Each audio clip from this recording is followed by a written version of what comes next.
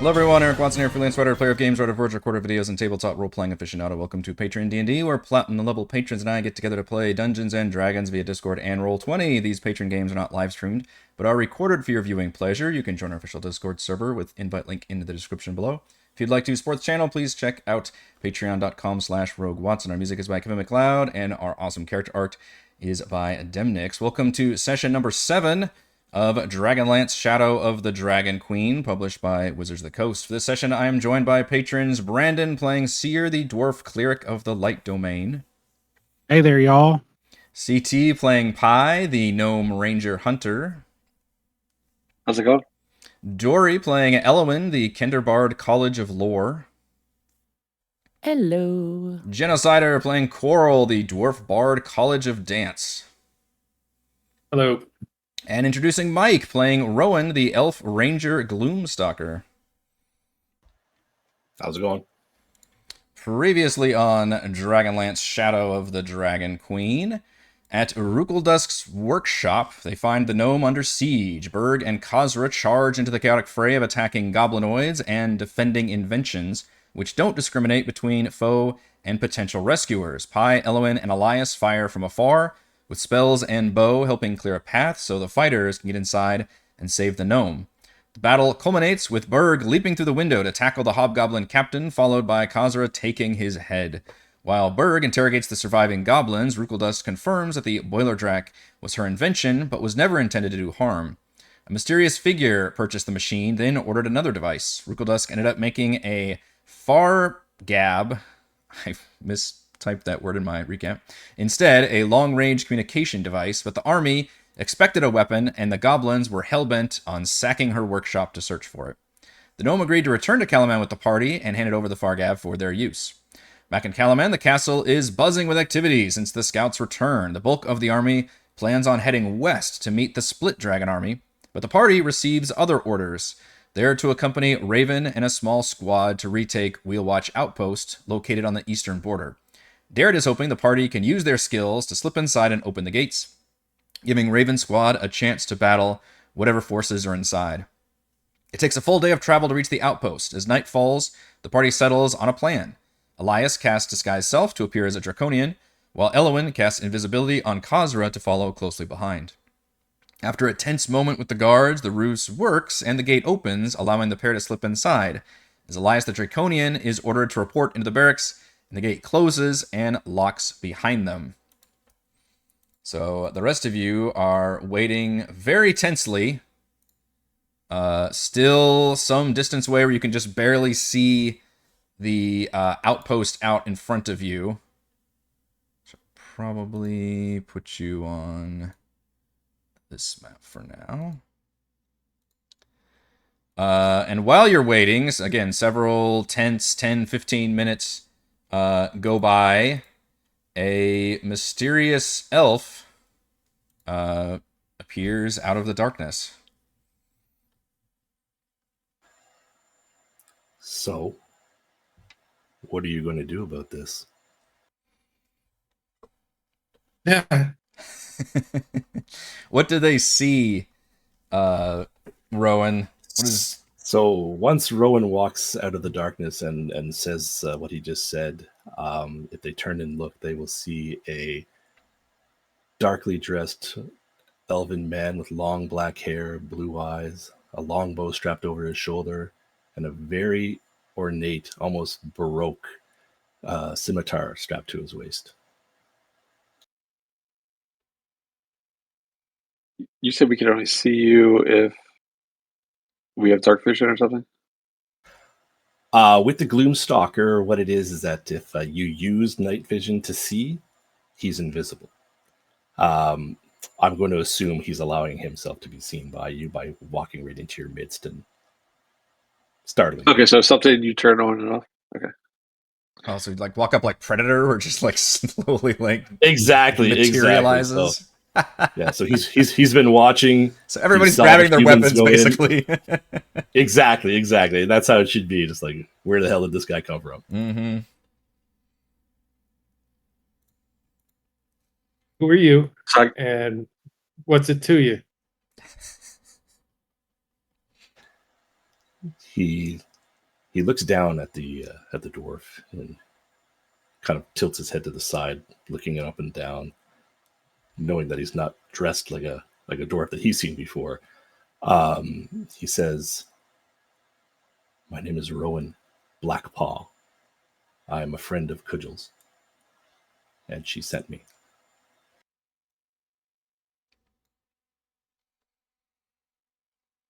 Well, I mean, how do we know you're a friend of Cudgel, though? Right? Like, you could just be saying it. I agree. However, you do have something in your possession that could prove that right now. And he just flicks the far gap as he walks up to you.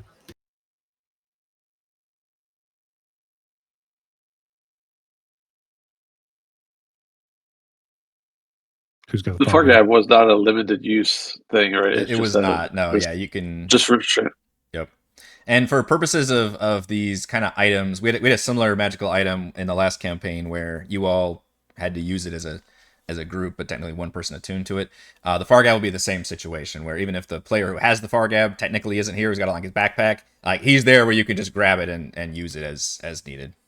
Well, Cere definitely doesn't have it. I'm going to assume No. one of the bards have it. I think Berg had it last time. Yeah, he did. Okay. Yeah, That's fine. You give it to That's the biggest guy. Oh, that's right. Because you said it was like a Vietnam War. Yeah, like a thing, backpack, like one of a those full big backpack, comms. like radio Okay. thing. Yeah. He's gone. It's on the ground. Rowan's got his foot on it. Korl I looked it up. It's called a probably BC 1000. Nice. Oh. I'm sorry. Good. There's the picture of it. Okay. That looks very heavy and uncomfortable.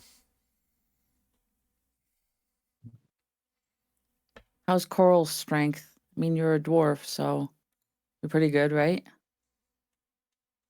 feel like that's racist. Average. Well, I assume it's mean- fine that Berg is the one carrying it still, right? Yeah, it's totally fine. Okay. Yeah, I don't have a problem with you guys using any items that are designed like that, where like the group needs to use it. I have a question. At this point, I'm assuming I'm still concentrating on invisibility.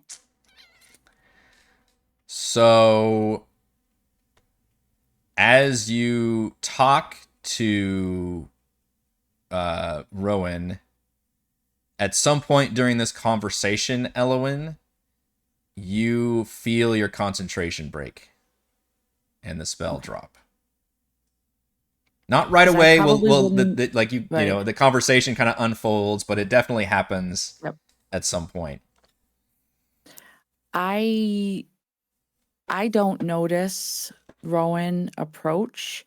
I have my book open and I'm just staring at the words on my page and like thoroughly concentrating to make sure that Khazra is okay. So I have tuned everything else out and I'm just in my book. So I have no idea what's going on until you give me the word that like I feel something happen. Okay. So I wouldn't even be interacting at all with the newcomer. Okay. I don't feel comfortable. I'm not sure what this. I mean, he just came out of nowhere. Did you see that? And Rowan, you would probably recognize, since you did know Ispin Greenshield, you see his signature shield being worn by Pi, the Gnome Ranger. He's got the shield. Yeah, I think Pi would go over to the far gap. gap. Yeah. I think Pi would call in and go, "Hey, Raven 1, this is Green Shield. We got this guy here. Did you send him?" So Rowan, you said that you Cudgel had sent you from Kalaman. I don't know if Raven would have been updated on that, but for the sake of the story beat, Well, I can get into that too, because Rowan would just point at them all and say, Cere, the non-combatant. Pi, a man of the forest. Korl, a hero. And Ellowyn, Question mark. a chronicler. But did you hear about the fish? I want to know the stories and how far they got. Mm-hmm. I'm afraid not. That was the best part. The village did burn down. That might be the more pressing news for the people, unfortunately. Something I great lost happened. my home, but did you see that fish? We got to keep this one story alive, though.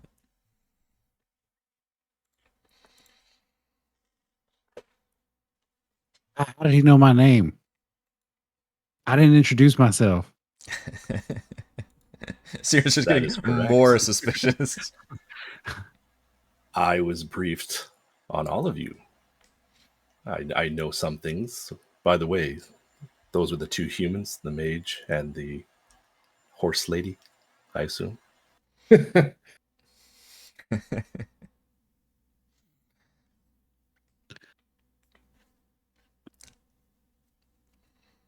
Did Ello tell us that something So happened? around, so you, yes, at this point, Ellowyn, you feel it. You feel the concentration get broken, and it's been about maybe 20 minutes now. While you guys are having this conversation, all of a sudden you'll hear, and you'll hear her book slam shut. Just, oh my god! Oh my god! Oh my god! Oh my god! Kazra, Kazra is no longer invisible. Everybody, who are you? Wait a minute. Cere, how did what? I don't Where's Which everybody? problem do we deal with first? It's Do we all- deal with Kazra? Do we it's deal all- with Kazra, or do we have to deal with this new person that's just standing here? The other thing that might be shocking is many of you may have never seen an elf before, depending on how traveled you are. Oh, I don't know. They're much. Would they have been with any of the traveling groups? Would the one guy have had an elf in his troop of entertainers as he went from town to town? I don't think so. If not, then he's likely by his first elf contact. Yeah. They're all mystery. It's all mystery. Yeah, I mean, elves exist in this world enough to where it's not like a huge like like thing, but they're much more like separated and kind of isolated. You just don't see too many elves around. I think Thorbarden General. is really close to the forest. If you're a Qualinesti or Look at you. Kaganesti. Qualinesti, yes. It lines right up against the mountains, yes. So think tall. Maybe Ellowyn I've would. seen one or two. Yeah. Ellowyn's going to approach Rowan. She's gonna kind of stand up on her tippy toes. She's only like 2'8", so she's a very small kender. Elias, is that you? Are you back, Elias? Is that Oh, you, Elias? that's so smart. That's probably what that is. Is that Elias? Tell us, is it you? Where's Kazra? And she's like tapping you on the knee, like trying to figure out if you're really guy, Elias. So Rowan will squat down to her height. He's only 5'5", but he'll squat down to her height and he'll snatch up her hand gently. But he'll just say, I've never met a kender, but I know enough to tell you to please keep your hands to yourself. Don't touch me. Don't touch me. Thank you. And he lets her go. I look at Cere. I don't like him. Cere makes that face of like, and then like just kind of like gets herself out of the conversation, and she'll start hobbling over in the direction of the outpost, maybe. What you see, Cere, is, and it's dark at this point. You see running towards you is a animal. And it takes you a minute to realize, but you do recognize Elias's familiar, fox familiar, whose name escapes me, and I'm sorry, but I don't remember the fox's name. Sorry, Jared. What does the fox say? What does the fox say? Something wonderful and melodic. The fox has the fox looks very anxious, and you see that it has a note tucked in. I don't know if it wears a collar or what. The note is somewhere. I'll reach down and take the note. Yes. And when you unfurl it, you see a hastily written note that you might not be able to recognize Elias's handwriting, but perhaps you've seen it a few times. And the note says, in kind of broken up words, again, somebody writing very quickly, it says, "Infiltration successful but dangerous. Gates are locked. Guards in the watchtowers. A few on patrol, but more in the barracks. Cere is MIA. She saw blood by the stables and wanted to check on the horses. There was a commotion I didn't see. I fear for her. My disguise still holds. Don't have long. Slip some rope over the east wall near the barracks. Will keep guards away as long as I can." Balloon, thank you. I got it Cere's from his bio. Nice. Cere just kind of like doesn't drop the paper, but she just holds the paper and she's like, "Y'all, we don't have time to debate this. We're gonna have to get going." And she'll like quickly recap what was said in the note or pass it around for everybody to start reading.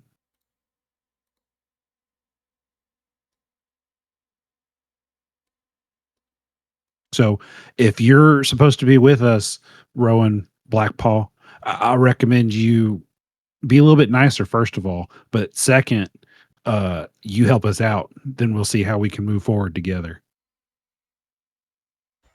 He nods. And at that, she'll start hobbling down a little bit. I'm not like making a whole bunch of noise. I'm trying to do it quietly as much as I can. Presumably, you guys have no light sources of your own right now as you I don't approach the outpost. A lot of you do have dark. In fact, I think the kender, which we're using the halfling stats for, I think is the only one that actually doesn't have dark vision. Right? Because we've got gnome, 2 dwarves, and elf. How bright's the moon tonight? The DM loves answering those kind of questions. Yeah. It's dramatically There's 3 of them dim in this world. there's three of them. moons. Yeah, that's right. But only 2 of them are visible to most people.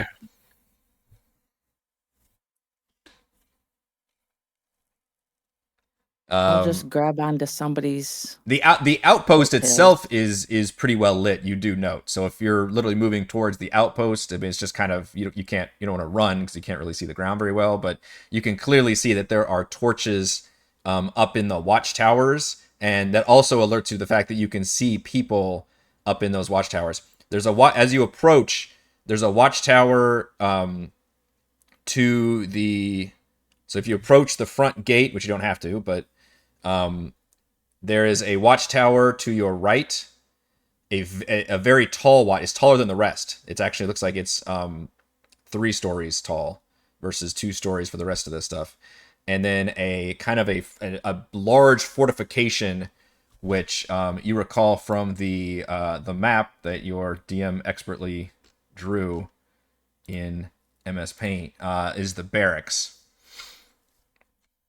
which is where I think Elias said there were more soldiers in. And then what he said is that he dropped a rope over the east wall near the barracks.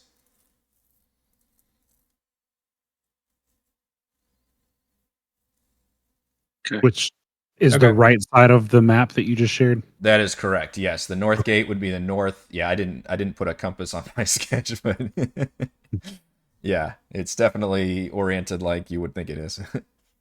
Okay. And you all are normally to the north of this outpost. So you're going south towards the north gate. And if you want to do anything else, then let me know.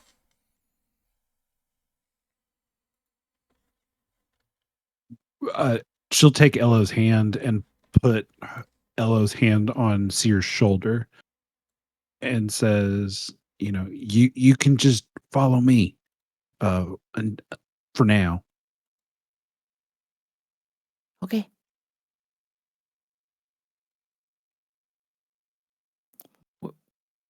Where are we How do you guys going? want to do it? Yeah.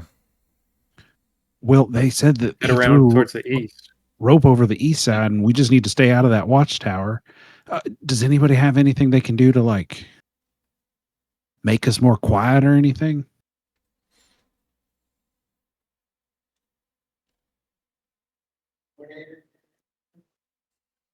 Probably not till level 5. I can give you cover once you're in, but we need to be over the wall, or at least a place where I can see. With minor illusion, if I was to like have an image of a bush, a 5-foot cubed bush, and then that bush just moves. A little Metal Gear Solid like crate. It's That's what I imagine too. I'll put little exclamation points above the guards. Vroom. Or we could use the minor illusion to kind of like have something go towards the west, like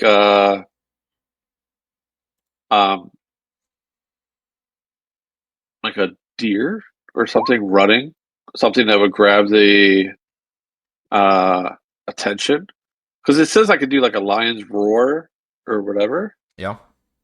Create a sound or an image of an object within range. Because I think if we like head towards the east side, we do like a little natural seeming distraction on the other side. Not something that we're like, oh wow, we got a guard out there, but like, oh wow, did you see that unicorn running across the field over there?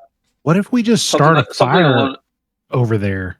And then we just move over. Well, no, I'm okay. I'm just saying, like, what if we started a fire, then they have to go investigate, and then it gives us time to just hurry up and jump back into the wall. Everything keeps burning around us. I guess you're right. No workshops. So I'm just like, I don't know. I want to start another fire. Wouldn't this be a good one to start, though? I mean, we don't like the other ones were important. Is this one important? I didn't start the fire. We didn't start the fire. It was always burning. The world Fire was burning. bad. Is there a watchtower in the northeast? That's the biggest one. Well, not the northeast. Northeast has the barracks, and the barracks is a larger fortification that is 20 feet tall, and it does have like slits and windows in it, and you can see torches within as you approach. But it technically does not have a top watchtower part to it.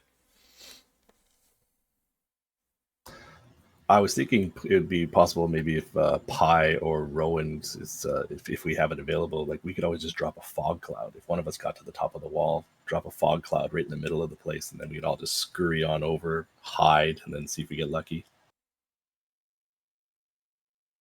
I did not grab Fall Cloud because I know how my DM feels about it personally. So we haven't used it in the 2024 rules yet. I haven't seen. I guess I've actually. No, we have it, but I just, I didn't want to bring up. I didn't want to Raymond it, so to speak. PTSD from 7 years ago when I couldn't figure out Fog Cloud. New guys just ruining it for everybody. Way to bring up the Fog Cloud. No, that actually. It did impact my decision to not pick it up. Let me tell you. So I don't have it. I don't know if Rowan has it, but I don't have it. He does. I'm Oh, amenable wow. to all these Excellent. options. Ship it. You would have it because you're very gloomy. Yeah, he is. I'm All right, stalker. so we're gonna Helps do with the fog stalking. cloud like when we're in. So we're gonna sneak around up until that point, right? That's the plan. All of us. And she looks down at her leg. Hmm. It's splinted. Well, I would assume that the fog cloud would probably help some of you, and he just looks at the book at two of the dwarves, get over the wall in the first place. And then we can decide once we're in. Okay. So we're gonna put it next to the wall. I will go up the wall first. I will make a cloud of fog, and you guys can scurry over the wall if you could. We'll How do you scurry. make a cloud of fog? How's that work? Don't question it. Just let it happen. Look, there's a lot of weird stuff happening around me lately, so I'm questioning everything. But if it's going to help It is a us save them, skill. we don't have much more time. They said don't waste any time, and we've done nothing but waste time. We need to start going, making some moves. Okay. Well, So I'll I leave think it we to do you. like the distraction thing. Head east, fog Okay. cloud where we find the rope, and boogie. Okay, so you want to use minor illusion to just put some kind of a. You want to do an image or a sound to the on the west. I assume I want to outside do of. an image. I want to do an image because I want to not call attention to Yeah. any guy who's not paying attention, and two, I really just want their eyes to go where we're not. Yeah. So like, yeah, so like, because if no one, anybody who is looking, I want them to see, this unicorn running across the field. Anybody who is not looking, I don't want to grab their attention, right? Okay. So that's what I would like to do. Okay. I don't think that's a problem. You can point, especially since you can see, at least when it's this dark, you can see it as if it were dim light, I believe. Just enough where you can kind of point to whatever the maximum range on that spell is. I'm guessing it's 60 feet. I don't know exactly. 30. 30. Oh, 30 on minor illusion. Jeez. I'm Well, gonna have to be quick. It'll yeah, be you have like to be at the very extended range, and you guys are already approaching pretty quick to where you're probably only gosh, I don't know, maybe you approach to where you're like 50 feet to the barracks basically, and at that point you can get close and maybe even as you approach, because I think you'd have to keep. I don't know if it animates. I think it's just an image, but if you were clever, I think you could just technically keep doing minor illusion to make like an old school Stop like animation. stop motion animation, a really jacked up like image that's got several frames missing. That guard is I gonna could do it too, and then we could turn it on and off like a light that switch. that would be We could insane alternate it. coordination. I would make you roll Arcana checks, but this is just for distracting purposes. So you're able to create some kind of imagery of it sounds like some sort of cool looking creature, unicorn maybe, just enough to draw some attention right when you're going the opposite direction, which helps you get around. And you notice that the barracks, even though there's torchlight on there, you don't see a whole lot of people peeking out of there necessarily. So you can actually kind of skirt around the barracks, and you find that seems to be an easier way to approach versus all these tall watchtowers that do have people on top patrolling around, because you can see the torchlight flickering from up there. So you approach the eastern wall, and you do spot a rope hanging over a section of wall. The walls are 20 feet high. So actually I misspoke. I guess the watchtowers themselves are like 3 stories tall. The watchtower and the fort, I guess, would be 3 stories tall, and then the walls are 2 stories, assuming every story is about 10 feet. So the walls are 20 feet. So that's a pretty impressive length to climb with the rope right there. And you don't see. Sorry, when you approach, you don't actually see. You do see guards up in the watchtower, like to the southeast. If you're looking at that map, I haven't put you guys on the big map yet. But you don't see, at least as you approach, any guards or light on the wall itself at the moment.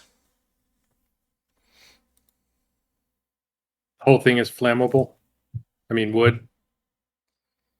The fort? Yeah.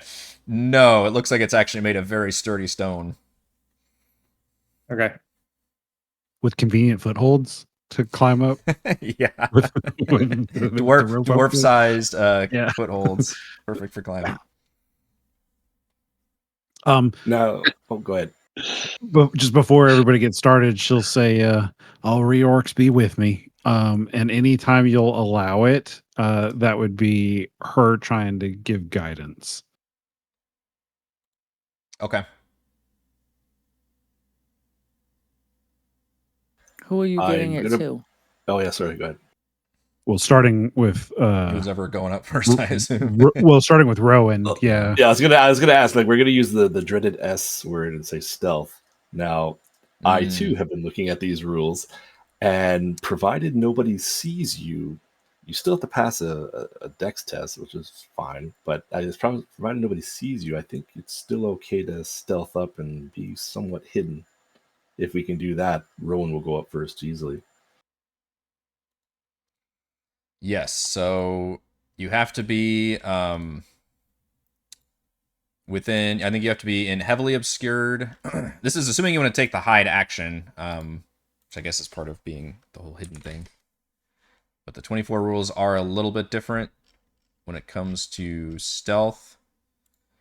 You have to make a DC 15 stealth check if you want to take the hide action, and you have to be heavily obscured and out of line of sight to be able to take that action.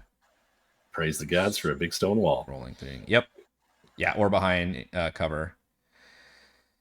And then if you do succeed, you have the invisible condition, and then your DC, your check becomes the DC for a creature to find you with the perception check. And the condition ends if you make a sound louder than a whisper, an enemy finds you, which that's the part where it's just kind of DM logic, I guess. Make an attack roll or cast a spell with a verbal component.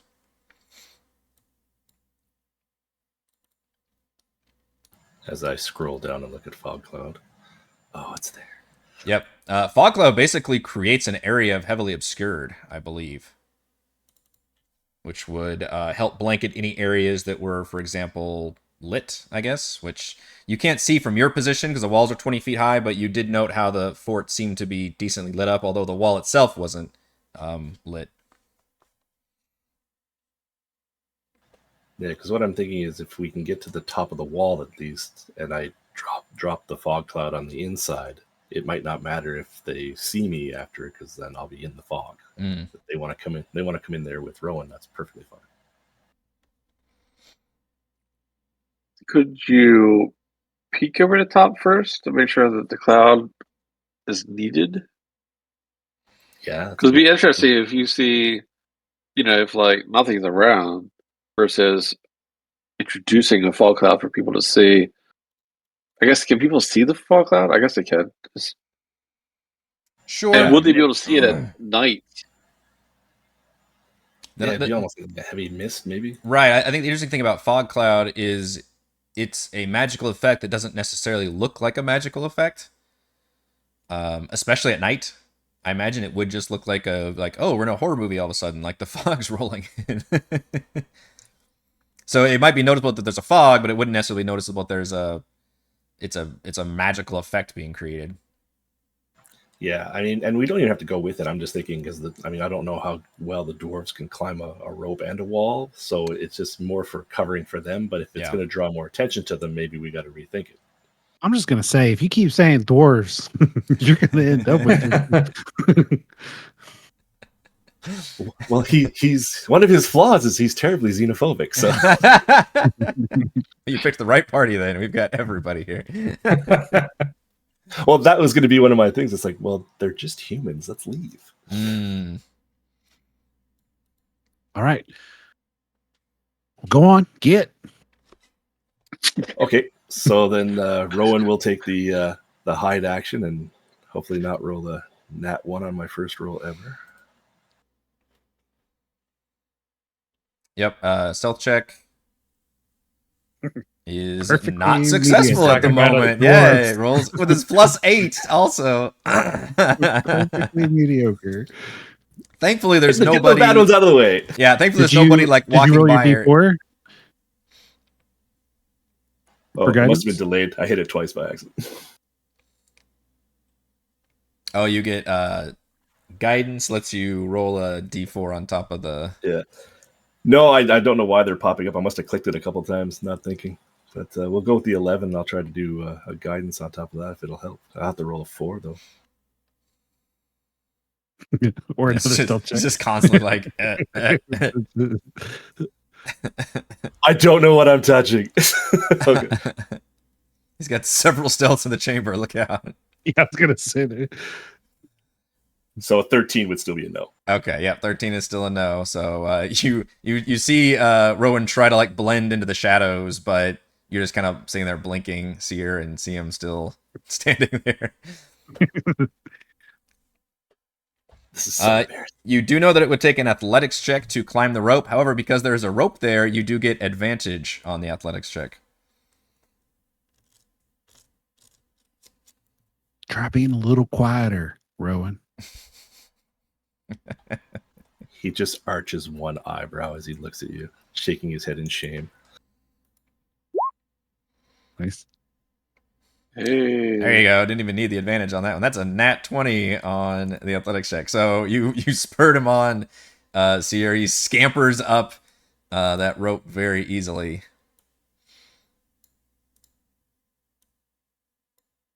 All right, I'm moving you all to the map at this point. You're on the east wall here. And Rowan, as I think Power go as you scamper up the rope, I don't know if you've actually like gone over yet. I'm just kind of putting you here for now, so that way you can see, because that's where the dynamic lighting line is. You do note that there's nobody on the wall. There is a bit of a light source here to the north near a door that leads to that large fortification that was identified as the barracks.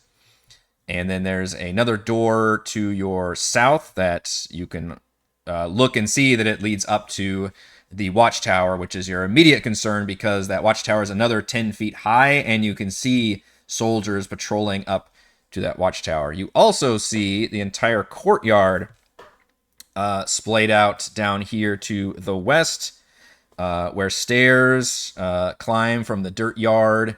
You can see right next to you here. And you can see the gates, I think. The large gates, or at least you see the south gate here, and then you kind of recall that the north gate was here. And you also see that there are some metal mechanisms with winches prominently near the north and the south, and you can see that they are also kind of locked by like a club-like device, appear to be locked in place.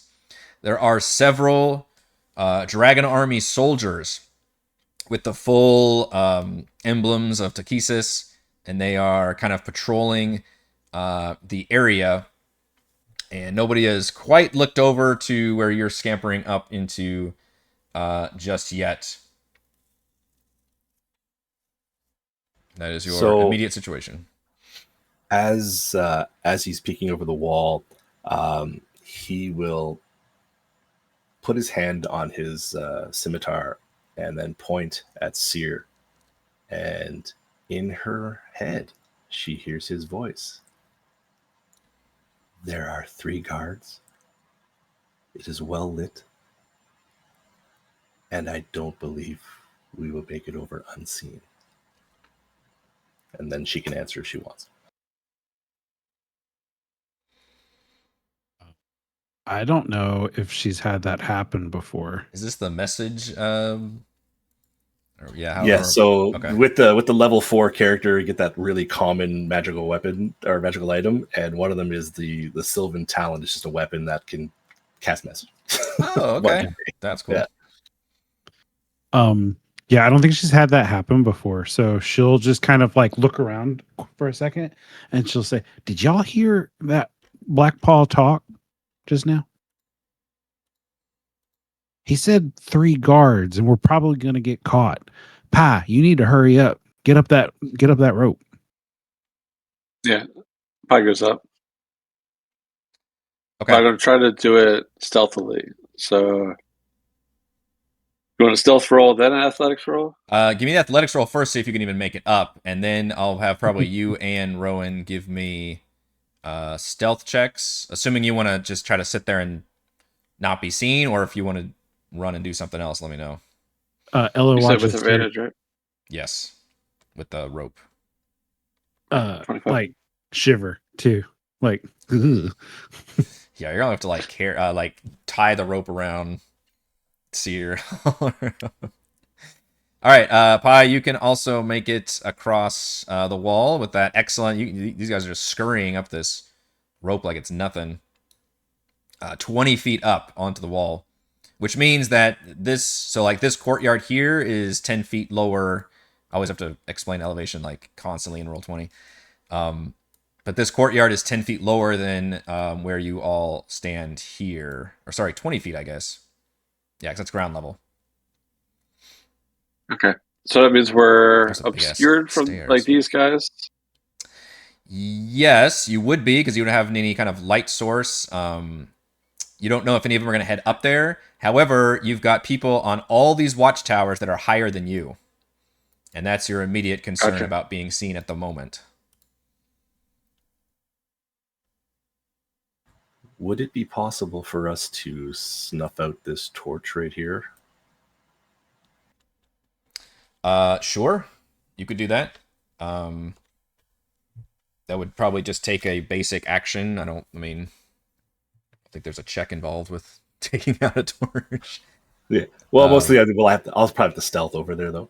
Yes. I will call for stealth checks now that you guys are up here to avoid drawing any attention. There we go. There's a 20. All right. And you said this door goes into the barracks and this door goes into like a tower? If you reference that one map that you were given by Raven, the sketch map, that Okay. would line up that there are 3 watchtowers. Yeah, they're taller. And then there's a large barracks to the north. Yep. And then I think it even pointed out in that map there's a prison, a stables, a kitchen, all these different things. What was that? Is this Wheelwatch Outpost? Yes. Okay. Okay, so Rowan with the stealth check, you're able to get over to this torch and snuff it out, which I will literally delete it off the map. Well, actually, I can just turn off the light, I guess. There we go. Okay. Which may be somewhat noticeable, but will make your job easier there for sure, because that was the main light. Pi, do you want to give me a stealth check while you're rolling up here?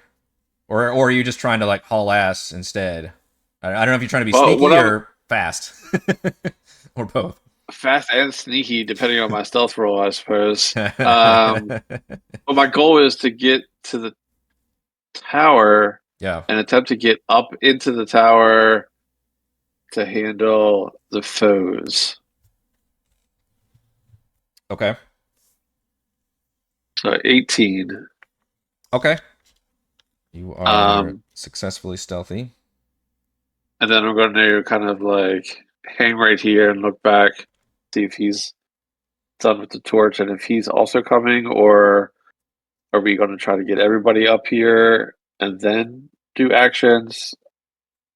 Because it would make sense to, because if these are the guards that can most likely see us, that would sound the alarm about us, um, the most and the easiest, then I would like to race up this tower and kind of like cut it off. Yeah. What about your 3 other compatriots? What are the rest of you doing when these 2 on the walls have their plans? Korl, are you next? When the torch goes out, I'll Cere, you go up next. Oh Lord.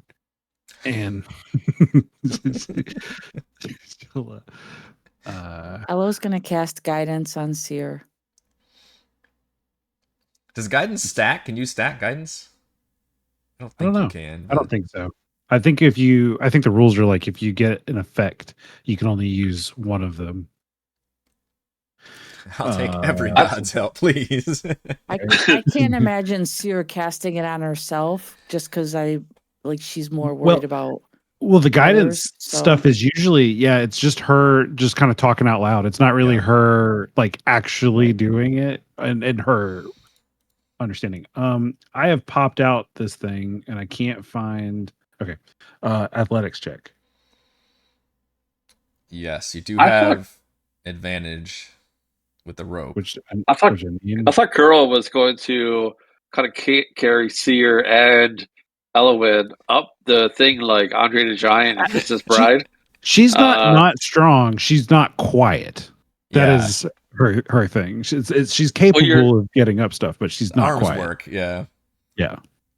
But the one leg thing.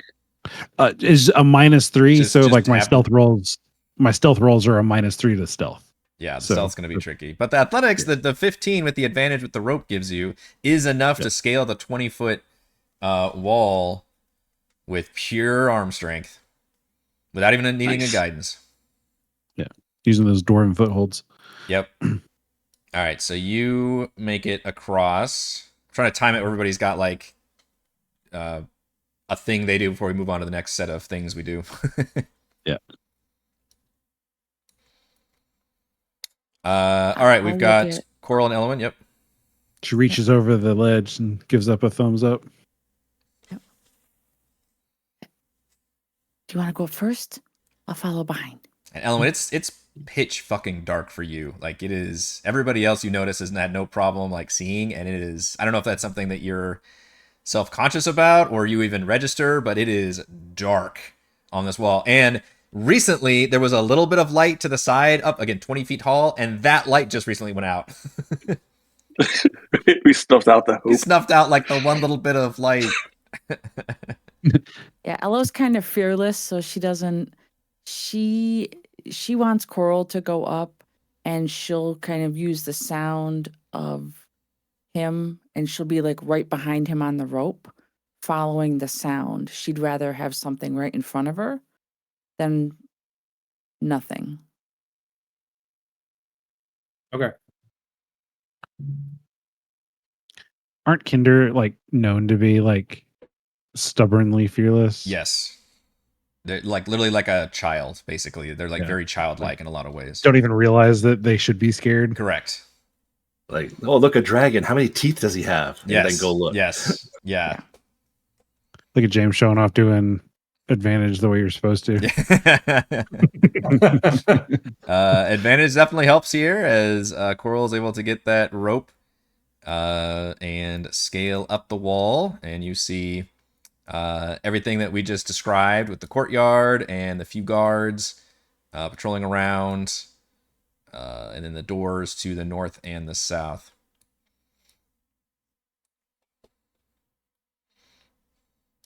And Ellowyn as well. Look at this advantage. Well, I guess that was your first roll, was a 19. That rope came in very handy, though, for the most part, as the other 3 make it up to... Now, at this point, you all need to either make stealth checks or decide you're going to do something else. I will ask, what's everybody's passive perception, though? If you remember to find that on the On the character right. sheets. Ellowyn's 10. 13, Rowan's 14, Korl's 14. 10. 13. Okay. We'll say those of you that have the highest passive perception, which I think is the Rangers, it sounds like. 14. Yeah. Yeah, I've got it. You overhear, as you're up in the wall, you overhear some kind of like loud whispering from some of the guards. And you kind of pick up like halfway through a conversation and says, yeah, they caught some, I guess some spy snooping around the stables. Tried to put up a fight. Had all this armor and weapons. I don't know. Didn't seem to be dressed much like a spy, but commander's talking to her right now. I don't trust anything. I would stay on high alert. It's kind of the little whispering conversations you hear amongst. It seems like coming from the courtyard area.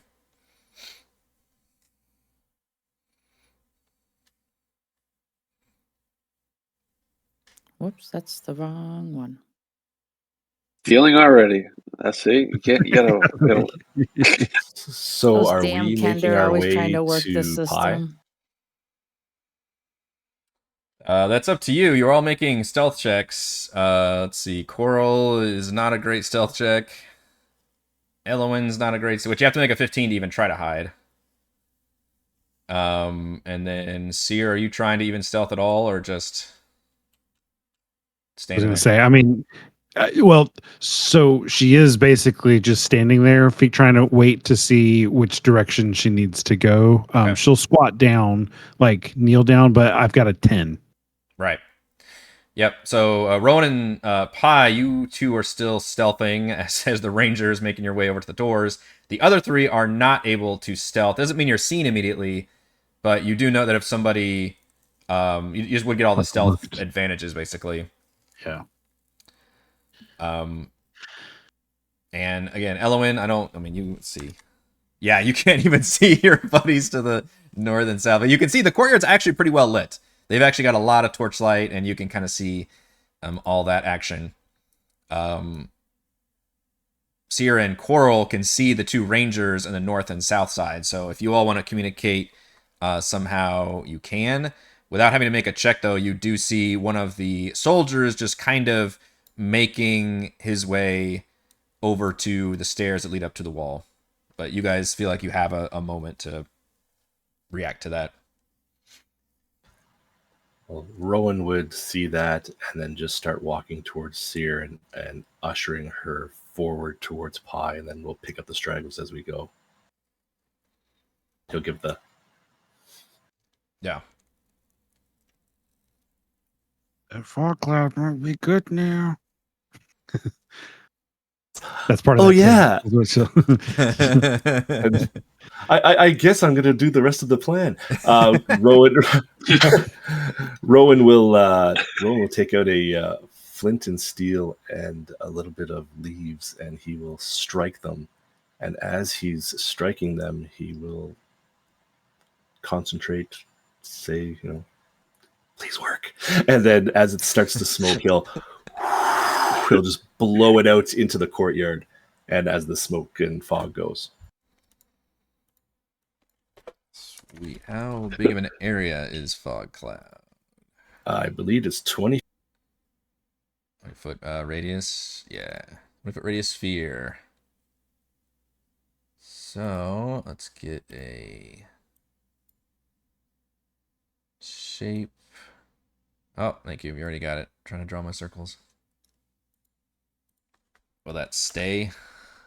Well, so do you know how to make a Linger, right? lingering? Yeah. So you can do it too. Can you move it once you do that? I don't think so. That's a bit of a limitation then. It might be easier to make a drawing then. Well, and usually I think that's one of the reasons that I do it is so that you can base it off of, base the drawing off of the... That's true.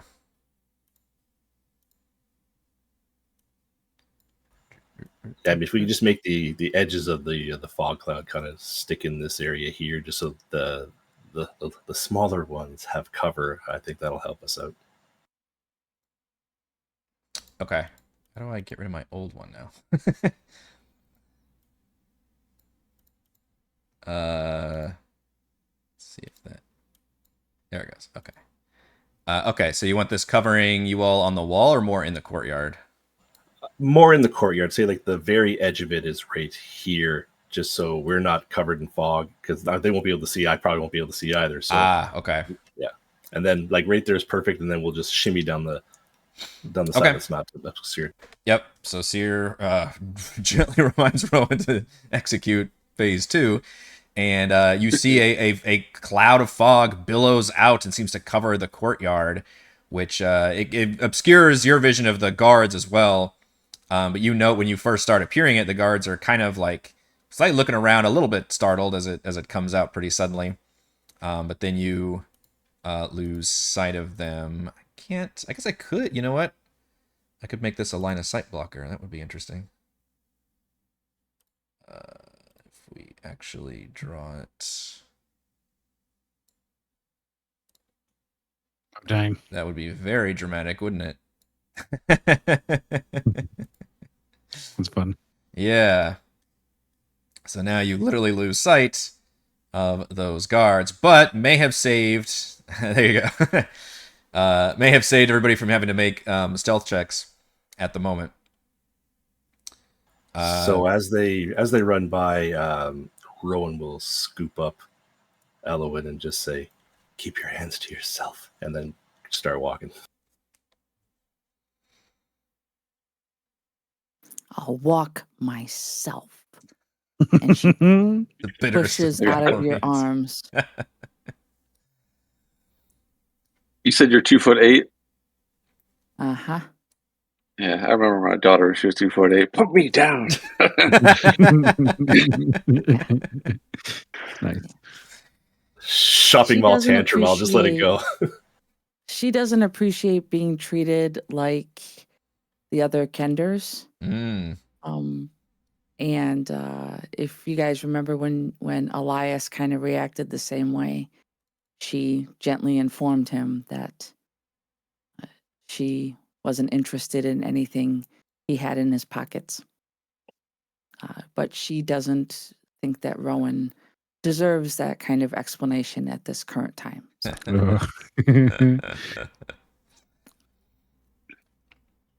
All right, so Pi, you are the lead one here. You did successfully stealth. So you technically do have the hidden or invisible condition. Is the door unlocked? It does appear to be unlocked. I don't like to open it slowly with my sword out. Okay. There's a tower in front of us, yeah.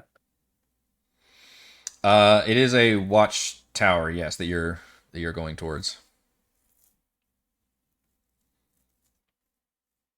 Okay. You do see, which I don't know how the Roll20 map squares this away exactly, because the watchtowers are supposed to be taller, but there's no stairs or anything here. Yeah. So I guess there's just kind of a gentle like ramp up or something along the wall, and then maybe another ramp up here. But for the sake of the purposes, we'll assume there's not a big level difference, at least between these guys and you. So as you open the door, you do see at least one soldier in here. I'm going to go ahead and call for initiative now. Because half your party... Yeah. Yes, because half your party is not successfully hidden. And remember, those of you who did stealth, you have advantage on your initiative rolls. Surprise is different in the 24 edition now. Instead of having the free surprise round, basically, you just have advantage on your initiative. I couldn't move my token to the squares to the left. Or wait, sorry, never mind. The hidden condition, I believe, is what gives you the surprise, or it gives you the advantage. The surprise means that if the creatures are surprised in combat, they have disadvantage on their initiative roll if they're caught unaware.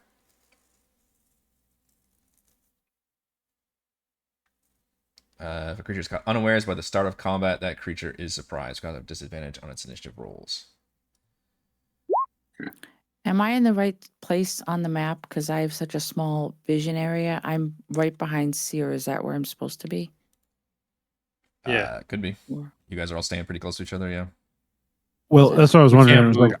I was trying to move left, and I can't move left at all. Uh-oh. It's like there's an invisible wall. Oh, weird. The dynamic... Okay, I'll see if I can shove things over a little bit. Yeah, I couldn't move towards that torch either. That's why I was tucked in the corner. Interesting. I don't know why it's doing that, because there's the invisible line isn't... It's not a big deal. I was just trying to be like right here is where I was trying to Okay, start yeah. from. Yeah, let me know. I can move you guys if it's getting stuck Yeah. for some reason. That's good. It is one of those subdivided maps, so that might have something to do with it. Does anybody want to be in these spaces either, also? Oh, don't fall off the wall, Korl. You guys I got was this, trying right? I can't go into the room or anything. Weird. So- Okay, give me a second to do these guys. I wonder if I hit disadvantage on initiative, if that'll work. Uh, 1d20. I don't think that did work. So maybe we just roll again. Which will take the 11. If I want to do it with this one. These horrible initiatives. Yeah, they really are. Yeah, I don't know the best way to do initiative. The enemies. Wow, disadvantage gives them a 2. Yeah, you guys are going to get the jump on these guys like crazy. We don't have great initiative either. Yeah. That's true. Look at that. Pi is ready to go, and everybody else is like, what's going on? Although, one of the soldiers actually... Wow, yeah, you guys did not see great initiative. But I'm still going to give us some battle music. Rowan, did you get advantage on your initiative? Because you were stealthed also. I got 10-10. Okay. All right, Pi. I don't know if hidden does anything else. I might have to check on that. You might have advantage or something.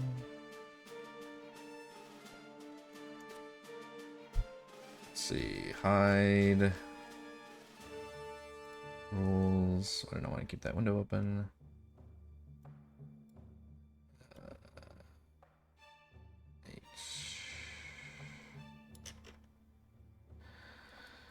No, I should have looked at invisible condition. That's right.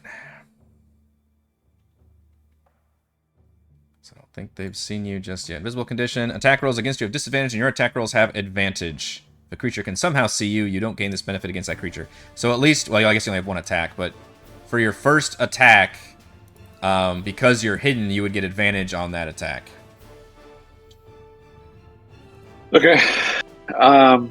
I'm gonna bonus action Hunter's Mark this guy. Is there one guy in the room? I guess I can't get into the room. So I can't, Well, let me know if you want to move in there. Maybe it's because the doors are so big. I don't know how to. Oh yeah, I'm rushing in with, and The doors I'm are so gonna stab the first guy I see. Okay, you rush in and immediately see there are 2 soldiers in here. Kind of blinded by this guy, so I only see this guy. I only see number 1. Okay. And you do you recognize the same similar garb as the human soldiers that you faced off with the whole Vogler scenario. They're wearing the black and red dragon armor, the Takesis, and they've got the swords, which you recall they could pray to Takesis and inflame or set their swords aflame. Yep. Okay, so go through the door, put the shield on the one arm, and stab this guy with my short sword. With after putting Hunter's Mark on him as I walk in. As I run in, how dare I? Yeah, charge. Ooh, advantage. Very good for you there. Does a 22 hit? Yeah, that'll definitely hit. All right. So that'll be horrible damage. Yeah. So 10 So, with the 10. hunter's mark. Yeah. Yeah. Okay. And the Vex will kick in, so next, if he's still alive, when it comes back around, Okay. then I get advantage. I'll make you remember that. The one thing you note in here, Pi, in addition to a door being to your west, is that there is a horn that looks like a alarm horn, like a very big, like boo, kind of a thing, hanging on the wall. Okay. I yell out, "Get the horn!" but not Destroy the horn. not too loud. No, not too loud. All right, that soldier isn't quite quick enough to react to grab the horn yet. By suddenly getting attacked, he is still up, but he is bloodied by that blow, and he is scrambling and saying, "What? Attack!" And he does have just enough foresight to draw his longsword, and as he draws it, you see that fire ripple up and down the blade as he attempts to strike you with it, which I guess at this point you're no longer in visible condition, so it's just regular. Yep. Ooh, how does a 20 do for you? Hits. Hold on, let me make sure I said my shield was up. Let me make sure that it's up in the thing. Yep.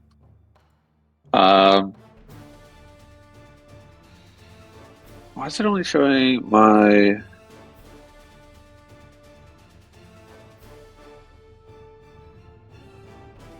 I don't know, it's showing my thing right. AC. Yeah. The shield's a +1, so I wonder, let's see, what's going on?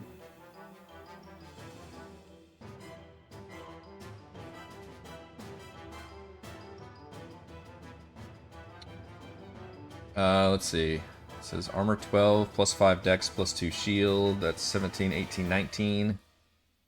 And then maybe that's calculated somewhere. If it's 19... Yeah, okay. I'm going by what the sheet says. I don't know if the sheet's doing it right. Well, I rolled very crap damage, so 3 slashing and 3 fire damage from the sword. Okay. And then he tries to strike you again. This time, however, your shield comes up and blocks the blow. And then you see him moving towards the horn, finally getting his wits about him. Rowan. Okay, well, I just lost sight of him, so I'll adjust my movement. Do I also have advantage because I'm hidden, or is that just on your first attack? You would still have advantage, yeah. So from here, Rowan as well will hit him with a hunter's mark and then fire his longbow at him. Okay.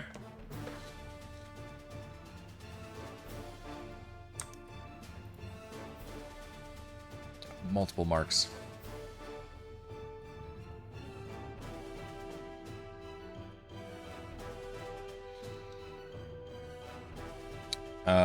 With advantage, that's still not going to quite hit, though. New guy just failing. New guy did drop the fog cloud, but yeah. Okay, and then with the rest of my movement, so you're trying not to hit Pi.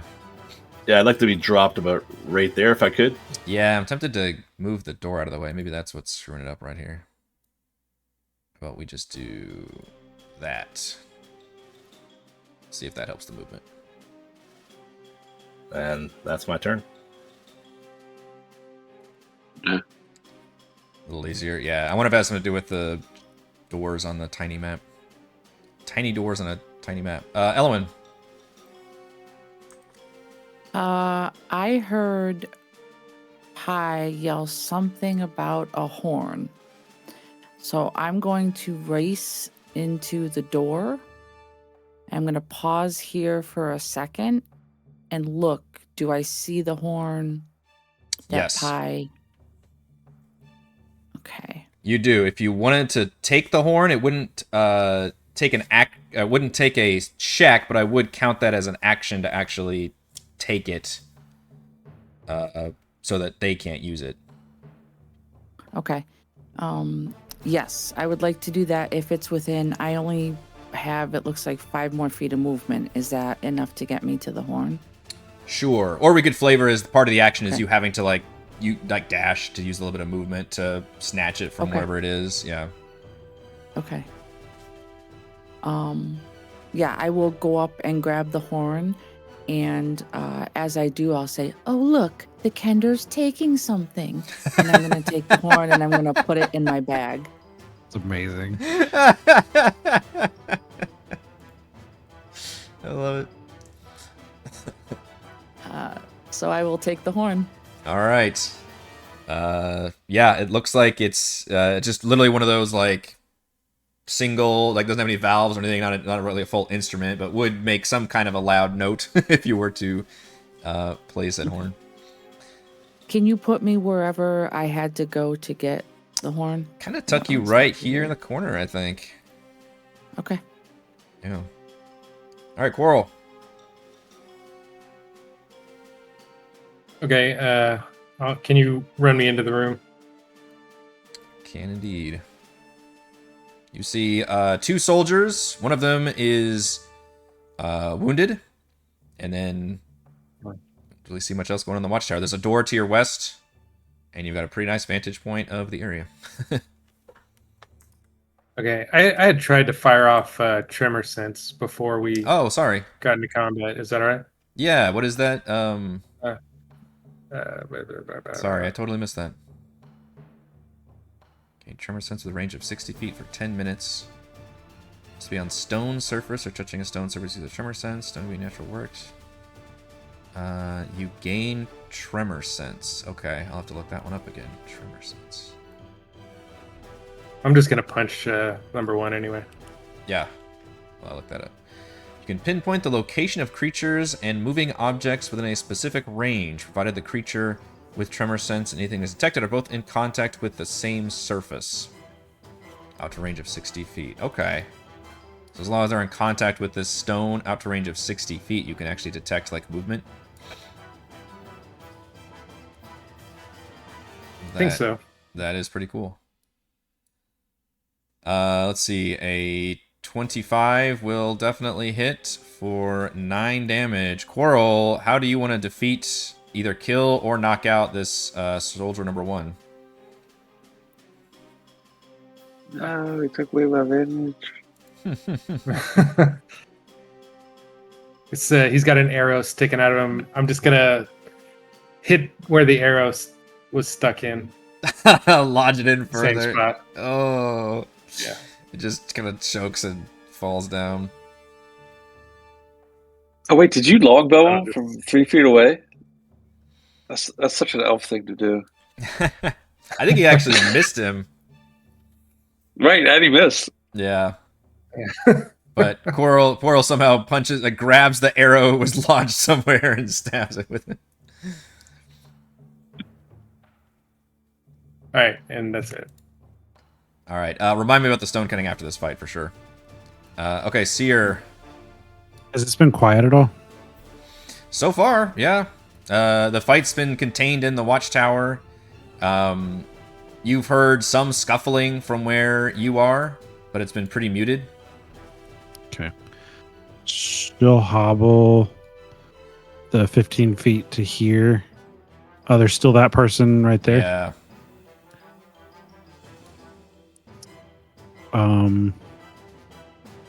She'll walk in and then she'll start maybe trying to like just grab his free arm or weapon arm or something and try to give the help action. Okay. The help action to the next person who attacks he's him. gonna attack. Yeah. Okay. All right. His turn. He sees his buddy go down, and all of you filing in now, and looks around frantically for the alarm horn. Doesn't see it. Cere sees you basically just trying to. He interprets that as like trying to grapple him or something. So he starts yelling. He says, "Attack! Attack!" Although you know it's not like fervently screaming. And he draws his sword and attacks you, Cere. Ooh, but he is somewhat distracted by that. This is my 12 AC. 12 AC, and he misses. Let's try this again. Oh no, don't. Yeah, that hits. 17. Wow, once again I rolled minimum damage though on the sword. So 3 slashing and 4 fire damage. And you can see he's trying to shout a lot further. But since there's a fog cloud out there and that's all you can see, you don't really see anything unfolding from that at the moment. Pie. All right. Got cramped in here fast. So runs around. 1, 2, 3. I can't move over there. 4, 5. It puts me right there. So I run around. Basically just run around Korl. And then move my hunter's mark. And then stab this guy. But I no longer have advantage, correct? Yeah, you do have advantage because I took the help action. Yep. Oh. Excellent. I was concerned because I lost it a minute ago. Oh, my dude died. I was like, I need all the help I All can right. get. Oh, no. Oh, even with advantage though, that's not gonna do it. These guys got some armor on. I'm so embarrassed. You're winded from that run you had to make all the way around us. Let's see, that soldier's dead. So we go to Rowan. So Rowan will also move his hunter's mark here, and he'll draw his scimitar, and still getting the help action. Does it work that way? I don't think I so. think I'll be help. honest. Is I think only help for over the that next. I think it's only for the next attack. I think each help only works once, but let me look it up. Momentarily distract enemy 5 feet, giving advantage to the next attack roll by one of your allies. So yeah, it's already expired.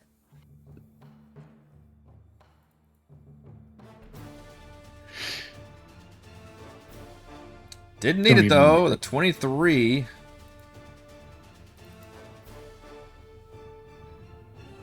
Six plus the hunter's mark is 9. Is a pretty good dang hit. You see his eyes go wide as your scimitar slashes across some exposed pieces of his armor, and blood just gushing out now, and he looks almost dead from that one blow. That's me. Ellowyn. From her place in the corner, she's going to see that the 2 rangers are really hitting this creature. Oh, no, this is a human, right? You said? Yes. Sorry. This creature, this human, whatever. They all look the same. And she's just going to sit in the corner, and she's going to taunt him. And she's going to hold up the horn and go, I have your horn. I have your horn. And she's going to cast Vicious Mockery. That is the most vicious of mockeries. Wisdom save DC 14. All right. I'm going to give him disadvantage because he really wants that fucking horn. Like, he knows that's like... That is a big deal that you took the horn away. Failing it either way, though. Only 2 points of psychic damage, though. Okay. He grimaces and looks very near death. For Korl. I'll just try to punch him. Go down, damn you. Mm-hmm. Ooh, 18 will go through. He tries to bring his shield up, but once again, Korl. You gonna roundhouse kick? What are we doing? Just a roundhouse haymaker? Kick. Okay. Chuck Norris. Yep. Yeah. Yeah, the whole suddenly you all see everything in slow-mo as Korl does an awesome maneuver. And that guy falls down dead to the world. And at least at the moment, you don't seem to have alerted anyone. Rowan will close the door. Mm-hmm. Cere's gonna cast. This one was cut or knocked unconscious. He was killed. Korl, I think, killed both of them. Can I Can I cast Spare the Dying on them? You can try. Yeah. Okay. Roll for initiative. Yeah. At some point, Cere's going to accidentally raise them as undead once you start leveling up. Maybe. Please But- save them! Oh Yeah. no! she would like to, as soon as she see, so the one she thought that he just maybe knocked him out or whatever with the roundhouse kick is, and so she's gonna walk over to the other one and just she'll start like saying something over it while everybody else is doing something. But that's what her intent is to cast Spare the Dying. When you cast that on them, or you try to, or like, you do cast it, but it doesn't have the effect, and you almost feel Riorik's kind of like click his tongue at you, and if you have to touch the soldier, you feel your hands kind of almost get warm a little bit in a bad way, and you see their Takesis symbol almost glow faintly. The rest of you don't see this, only Cere sees this effect happening. And you might have a different relationship with that, but that's what you feel, that presence, almost like not wanting to give you that power. What's that for thing? this individual. You didn't say the magic word. Damn you! Sorry, I will feel quote that like whole movie. there's that moment that she just kind of mumbles to herself. She says, "But this just doesn't feel right." There's just like she's having trouble with it. But yeah, I'm fine with all of that. Yeah. She'll stop. Yeah, I think that might be, and hopefully I'm not retconning too much, but I think that's the first time you might have tried to save specifically an enemy combatant that was a zealous follower of the what you know as the evil god, I guess. Yeah, I would say that's true because we did it. I feel like Cere did it in the fight also, where we had the troll thing in the very beginning. I think she tried to cast Spare the Dying with somebody there, but this is the first one of like somebody that's got Takesis. So she, she's just the whole time she's like, y'all, I just don't know how comfortable I feel with us murdering people. Uh-huh. It was an accident. I was like, I didn't do it. Just saying. Korl the Doesn't that make killer. us Once these just as bad hands as get them? busy, I can't stop. just saying? Look inside yourself. Doesn't that make you as bad as them? We've got to find Elias or Khosra. Khosra's the one that's being interrogated right now. Based on the drawing, so this door goes out to like another runway. Can we peek and make sure there are dudes right there? Wait, can I tremor sense? Oh yes, thank you. Yes. So your tremor sense, which you did turn on, gives you 10 minutes where you can. Can you post it again so I don't have to scroll up through? Trying to remember. Yeah. Which I think this is a new feature for dwarves, right? In the new It book, which is pretty spiffy. It makes stone cutting viable, right? Other than like, oh, I get to know this fort's history. Like, we don't give a shit. Like, yeah, this is cool. So as long as you're on stone or touching a stone surface, you can gain tremor sense. Which tremor sense is, I guess, the other rule we had to look up, which I can post it in here. That's a nice boulder. Yeah. Okay, so this is what Tremor Sense says. A creature with Tremor Sense can pinpoint the location of creatures and moving objects within a specific range, provided the creature with Tremor Sense and anything it is detecting are both in contact with the same surface. Which tells me that if people are on the ground level, you would not necessarily work for that, but anybody that's within range of the stone fort, like the walls, the watchtower, and the barracks, you would be able to detect. And you have a range of 60 feet. So what is that? Oops, let me turn that on. What does 60 feet look like to you? 60 feet gives you about... All right, so 60 feet north is about where you came in on the wall.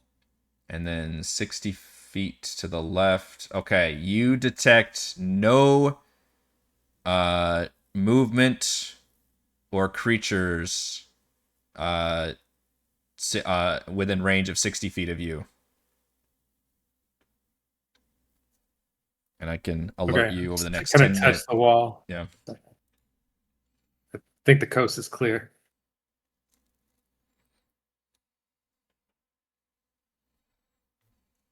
According to that map that you guys were talking about, is the gate go like?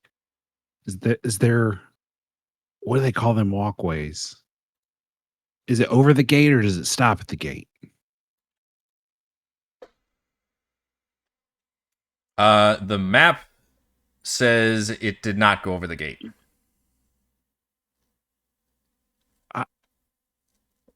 So I'm not sure that opening this door is going to make much sense for us if it doesn't have a walkway to the other side. Besides that, where would they be interrogating? In the kitchen? Maybe the prison. I wanted to open the door out of terror sense. Tremor sense. If no one's on the other side of the door, that's fine. We boogie back out. Yeah, I that's would have thinking they would have taken him to the prison. That's like on the other side of this damn place. I know. So I think we go through the barracks and destroy them all. Can we like I'll play the Assassin prison. Creed off this wall? I saw some stuff. I saw some stuff down there. Maybe there was a pile of hay we can jump into. There's always strategic piles of hay, and yeah, there's some Deus Ex vents we can crawl through. Like, what's the situation? I'm amenable to any plans that you all want to have for that. I mean, there's stairs. Yeah, but those stairs are all the way by them barracks. I don't think I've got much of a chance to get over there unseen. Okay. You want to jump on top of the kitchen and then jump down again? I think that's probably better. All right, let's do it. All right, follow me. He What runs could out the go room. wrong? I'll follow Okay, you right. anywhere, Pie.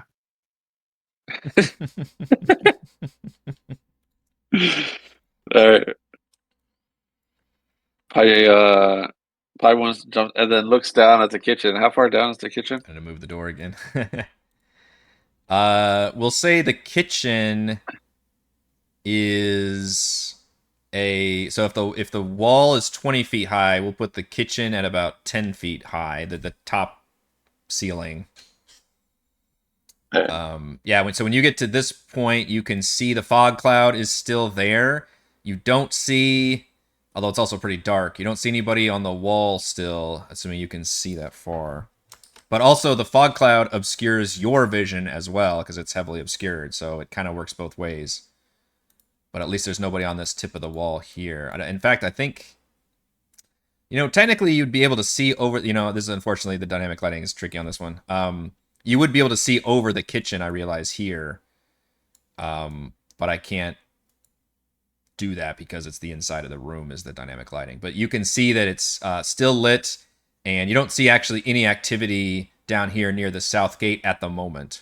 But you can tell the giant fog cloud is still here in the area. And you at least, that's all you can see at the moment. I would like to jump onto the kitchen, stealth superhero landing, and see what happens. Okay. Like your picture. Yeah, give me exactly. Yeah, like the crouch, the 3-point landing. Let's do an athletics check first to jump down 10 feet without injuring yourself. Straight roll. Yeah. All right, 1 second. Let me go back to Ooh, that's a natural one, something. Pi. But this is but it's a natural one, but it's not an auto fail. But it's still No, it's 7. not, but it does definitely give the DM fun ideas. Did anybody want to do anything? Did you say? Yeah, I do. Okay. So I'm gonna do a little hottest shot. Wait, I got lucky. I'm gonna be I got lucky. like a cat. Okay, you can cast silence also. I will do that. You've had that in your back pocket for the stealth mission the whole time. That's pretty good. All right, and Pi has lucky. Okay, as a is this a gnome thing or is this the lucky or it's the origin feat? Okay, This comes with Wayfarer. Wayfarer. Gotcha. I'm sure I'll see this a So lot when with my Friday group too. I rolled a d20 for a test and failed it, so now I can give myself advantage for it. So Okay. the second roll of athletics. Okay, that's much mo better. All right, while you're doing that, Korl is creating a zone of silence, which is very nice because you imagine landing on the roof of a kitchen might make some kind of Santa Claus type sound. Which is a 20-foot radius sphere. Do you want to, I assume, center that just on top of you all right now, or do you have a preference? It doesn't move, so I think I Yeah. would just put it on the center of the kitchen roof. Okay. Get multiple. Let's see, can I? That also means any conversation that were happening in the kitchen no longer happen. So some dude talking to the other guy about, cutting up potatoes or whatever. That's true. Conversation That if there was stops. anybody in the kitchen, that would be very noticeable that something was happening. All Does right. Does it go through walls? All right.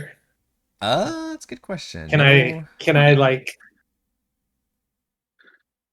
I think they would be blocked from hearing it because it would go over like the windows if there was a window or a door, but it wouldn't go in to make them sound. No sound can be created within or pass through a 20-foot radius sphere centered on a point you choose within range. Any creature or object entirely inside the sphere has immune to thunder damage, and creatures have the deafened condition while entirely inside it. Man, I always... Is a thunder damage thing, is that new that silence does? Yeah. That'd be a boss move to do if you knew an enemy was doing that, just to cast silence. Anyway. You could angle it where it doesn't, but I think the spell would, the sphere could probably penetrate walls because it doesn't say it doesn't. But if you wanted to angle it where it's not going inside the building, but is covering at least the upper ceiling part of it, you could do that. I'll look for it for sure, but I'd I like think to do that.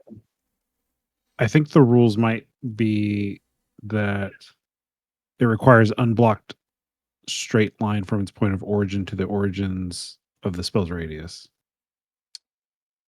Yeah. So you'd have to pick a point, but I mean, you could pick. Obstruction that provides total cover, such as a wall, will prevent the spell from affecting areas on the other side of it. Oh, where does it say that? Well, that's what I'm gonna look up the actual 2024 rules that talk about. Oh, is that just area spells effect spells in interacting with general? stuff, but I think so. Oh, okay. That's handy.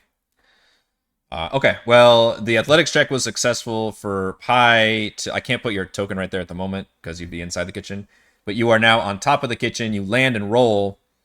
And then I don't know if you want to stay on the kitchen or you want to make it down to the bottom level. Yeah, I want to go one more down. Okay. It's going to require one more athletics check to make another 10-foot drop from the top. And notice when you landed, there was no sound whatsoever. It was awesome and freaky. Yeah. Very nice. Okay, Pi just dancing his way down to the bottom here. And again, there's no sound whatsoever as you successfully make it down. Now you see the courtyard, with the lights and stuff, but then there's that giant fog cloud to the north. You don't see any soldiers in your immediate vicinity, but you have no idea if there's one right inside the fog cloud, for example. All right. I turn back up and holler, "Let's go!" But nobody here. You're hollering. Do that. Nobody can hear me, right? Yeah. Well, I think. Depending on how far the silence goes down, but I'm not sure if it goes down to the ground or not. Okay. I think for the sake of our sanity, it probably should though, because I can only do so much with the Roll20 elevations. Well, I mean, did I hear myself land? That's a good question. So Korl, what do you prefer to keep it higher if you want to try to do it, not have it on the ground? If it's gonna penetrate the wall, the ceiling, the roof, then Did you find an answer to that, Brandon, by any chance? Still looking. Okay. Yeah, still looking for citation, basically. Yeah. You got to think about if you want to let us do spirit guardians through the wall. That's a good point. All right. Well, so does that mean it? So let me ask you this: if it doesn't penetrate the walls and the spell is active, if somebody opens a door, does that then allow the spell to come inside? I mean, it gets kind of silly, right? Like, Yeah. Yeah. Open the door. Who lets a spell in here? a wave of silence has rushed into the room. I mean, or, I'm not. or even worse, like someone casts a spell. Yeah. I thought the spell. I thought there's the I'm if gonna get some the fun YouTube creator- comments to this, I'm sure. Okay, area of effect. An area of effect has a point of origin, a location from which the effect's energy erupts. The rules for each shape specify how to position its point of origin. If all straight lines extending from the point of origin to a location in the area of effect are blocked, that location is not included in the area of effect. To block a line, an obstruction must provide total cover. If the creator of an area of effect places at an unseen point in an obstruction, such as a wall, is between the creator and that point, the point of origin comes into being on the near side of the obstruction. So I think there's certain spells that say it does go around corners, and I Okay. think those are the exceptions. Okay. So normally it does block. So that means it. And then I guess my follow-up question is does that mean it can never, if that obstruction were to leave once the spell is cast? Then I think it would open up still. Yeah, I think it would open up. Okay. So the silent spell can be let inside. All right, well, let's go with that for now. So we'll say that you can have it cover the whole zone. It is not currently affecting the inside of the building. But if the building were to open no longer have an obstruction, then the spell would spill inside. I'm sure somebody will be able to tell me why that's wrong on YouTube, but for now, that's the ruling we're gonna go with. So yeah, you can yell pie and nobody hears you. The pie yells in the fort. Do they hear him? Rowan will try to follow Pie's lead and do exactly what he just did. Okay. Give me an athletics check to get on the kitchen.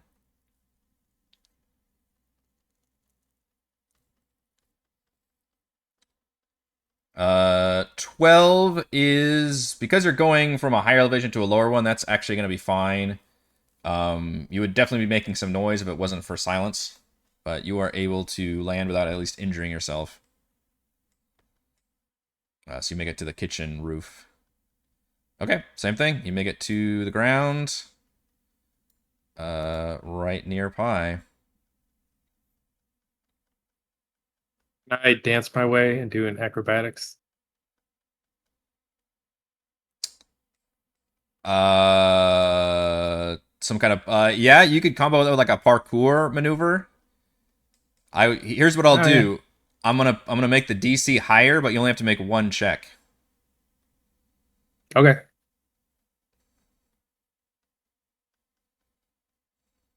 And an explanation. Yeah, I want to also see. Tell me how this looks. An explanation. Okay. I'm gonna back up, do like a running jump, and then kind of that ballet split thing. Forgot what it's called. Oh, grand jeté. Yeah. Okay.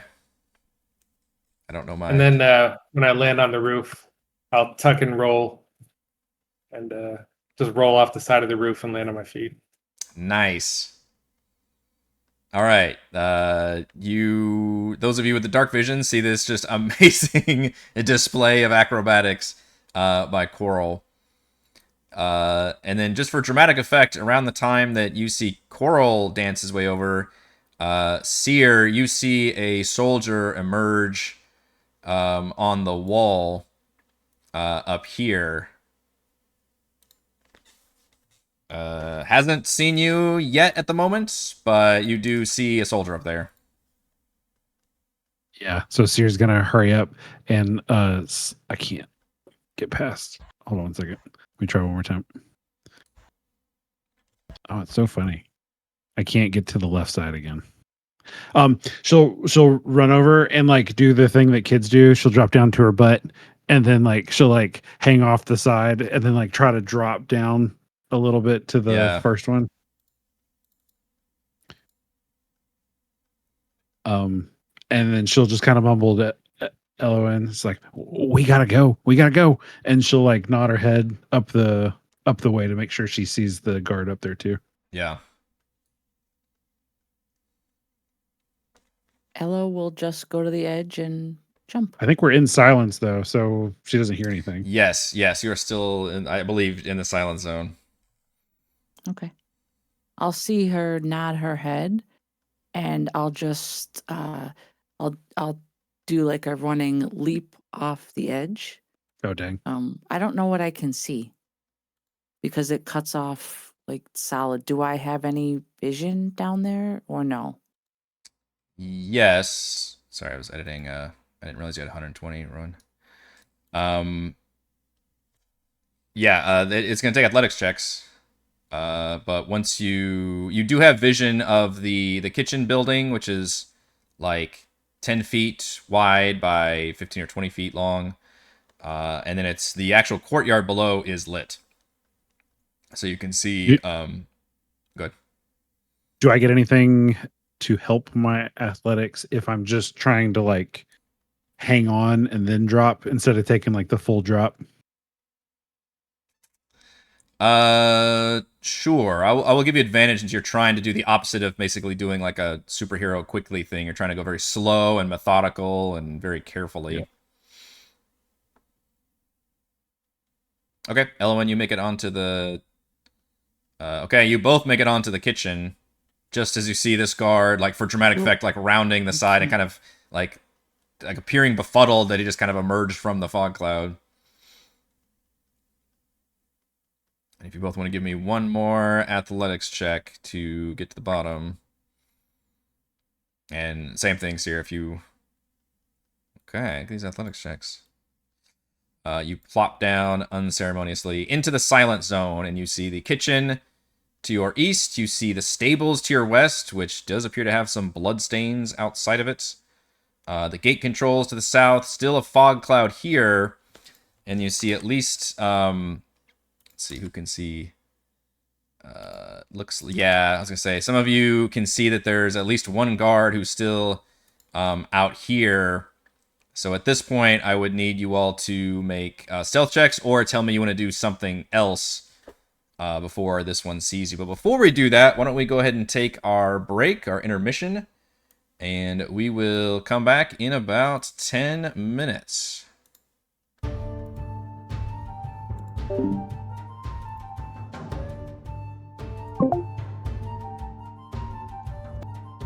All right, I think we'll come back from our break time. As you all have made it down to the courtyard of the outpost. You are within a silent spell, but the courtyard is pretty well lit. So when you drop down, I'm all going to give you a chance to do something before this one guard up here will notice you. You can either give me a stealth check, or you can duck into whatever nearby available places, including the fog cloud, to attempt to get out of the way, or do something else. Well, about Rowan that. is going to notice that his fog cloud disappears when he casts Hunter's Mark, so he's going to run for the door. Oh shit, is that true? I totally missed that. I didn't catch it either. And I was like, oh. Hunter's Mark is concentration? Yeah. You know what? I probably talked about that when I talked about the Ranger and how everything is Hunter's Mark based. Be like, all right, but that means you can't do any concentration spells. Yeah, I didn't think for a second that fog cloud was concentration. I like scrolled back in. I'm like, oh, there it is. Yeah, So the DM totally that's missed that too. So yeah, that probably should have dropped a while ago. But Not to make you consume more of your utilities, but could you not cast fog cloud again? you could, if you got the spell slot. Can you Let take me it off do so we could see what's going on here? Yeah. Let's sure, I've got a lot of dynamic lighting. I don't want to delete the wrong thing. Okay, so it's this one. So that one. Okay, so without the fog They're looking north. cloud there, you've got two soldiers who are immediately in the courtyard area. And then That's about what you can see. So I'm going to give you all the benefit of the doubt that you all were on the, the wall, and especially without the fog cloud, you could probably time your jump when they weren't at least turns towards you. But now you're going to have to do something because these guys are just normally walking around patrolling the area. And now we're not in technically combat yet, but it's basically everybody's going to be able to do like one action and movement worth of something. Or is it easier to put everybody in initiative to organize it? Well, we could do a mix of both. Like if the fog cloud dropped as soon as Rowan cast Hunter's Mark, when we left the door, if their backs were turned to us, he would have dropped it right away, and then we could have still gone and scaled the walls and whatnot, if that works. Sure. Korl wants to calm emotions. Each humanoid in a 20-foot radius. You're just bouncing out all the second level spell slots here. Charisma saving through effect of one of the following effects: immunity to charmed and frightened conditions, or becomes indifferent about creatures of your choice that it's hostile towards. That's much better. The difference ends if the target takes damage, witnesses the allies taking damage. It's almost like a mass charm person in a way. Can you, not to be a dick, can you cast it? Does it have verbal components? Well, you can technically drop I'm sure. silence Yeah, we just whenever drop. you want. Yeah. Because he Okay. cast it. It's concentration too, so it would drop as soon as I cast. It would drop, yeah. Okay. Each humanoid. Are they 20 feet? I don't think they're within 20 feet of each other, are they? I feel like they are. Oh, look at you. Okay. 10, 15, 20. Yeah. Yeah. All right, I'll give it to you. So the rest of you may have a plan up your sleeve, but Korl instantly do you dance every time you I'm gonna look cast them in the eyes. Yeah, I'm gonna look them right in the eyes, maintain eye contact, just start dancing. This will calm your fears. The rest of you see Korl just break into a relaxing dance. Yeah. And the two soldiers, as they glance over in that direction, it becomes indifferent. So I'm just gonna walk and wave. They get, That's what I'm they gonna get do. charisma saves. oh, sorry, they do get charisma saves. Thank you. To see if that actually does effect. Okay, how charismatic are these guys? Let's see. So 2 of them. What's the DC we're looking at? Higher than that. I think it's 14. I rolled a 12 and an 11. Okay, so they are officially indifferent Nailed about it. creatures of your choice, which means they're not like super into your dance, I guess, but they're just kind of like, I guess if you were just walking by and saw a street performer that wasn't offensive but also wasn't good, you were just kind of like, all right, yeah. Just avoid eye contact so you don't have to tip. Yeah. Oh man, I was exiting to take this out. I was exiting a grocery store one time, and there was some people on a booth. I don't know what they were selling, something, and I could tell they were trying to engage with me. I had the kids with me. We just come after school to get groceries, and I was just going along with my cart, and finally I was like halfway beyond them, and they're like, sir, and I was like, nope, I did not make eye contact. And just kept going. And to their credit, they busted out laughing. They thought it was hilarious. I did not break stride for a second. I was just man with a plan. Nope. I didn't make that. I did not make eye contact. You've broken the covenant of the agreement here. Okay, so how long does this calm emotion spell last for? I don't know why the new ones don't give you any details. On for the, the like once you spells. pull out the detail info. Once you pull out the detail info, it doesn't give you the some of the important details here, like the DCs and duration and stuff. I assume it's an hour.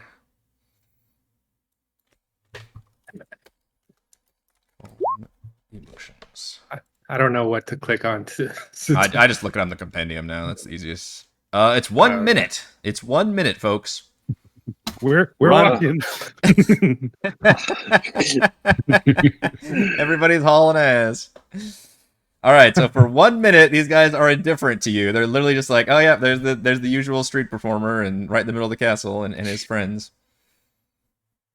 They just kind of shrug and continue along as if nothing is happening. That's a hilarious use of that spell. In fact, Korl, I'm going to give you inspiration, because that really solved the problem in about the easiest way possible. Even though your dance is literally not very inspiring to your allies, but seeing the effect it has on these enemies. Well, which is it? Well, we're going to the prison door, so maybe they think that we're just walking ourselves to the next place that we're supposed to be. Exactly, yeah. We'll just. Oh, hey, we're just checking on our friend. Can we talk to these guys if they're indifferent? They're like, hey, the lady with the big shield, she went this way. This is a Don't poke the fascinating, bear. yeah, of this spell. Oh my gosh. Because if it's indifferent and we're asking like Sure. also indifferent, like so the lady with the thing, she went It's this way. capital indifferent. I want to look up what indifferent is in the contingency. Is indifferent A condition. a condition? I have the indifferent condition. It says attitude. Yeah, rules, definitions, Yeah. indifferent attitude. It's probably just in terms of how to like how to no, it's influence gone. them. I wonder if it's on the influence section. Let's see. Indifferent. Attitude.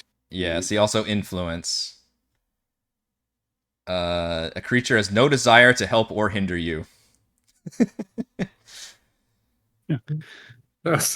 he's not Right. going So he might. tell you anything about it. Or kind of So you would probably make an influence check. If you urge the monster to do something that it's hesitant to do, you must make an ability check which is affected by the monster's attitude, indifferent, friendly, or hostile, each of which is defined in the glossary. How to win friends and influence people. The DM chooses the check as a default DC equal to 15 or the monster's intelligence score, whichever is higher. So yeah, if you want to try to talk, I would probably, since you're not a guard, you're just a person in the thing, that would require a charisma. Let's see, what did I just see? I guess it's, well, it doesn't say what kind of action, actually. It just says the influence action. The influence checks table suggests what ability check to make based on how you're interacting. Okay. I guess it's just persuasion. Just trying to get some information out of him.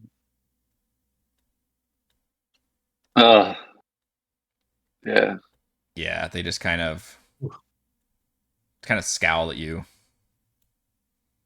Indifferently.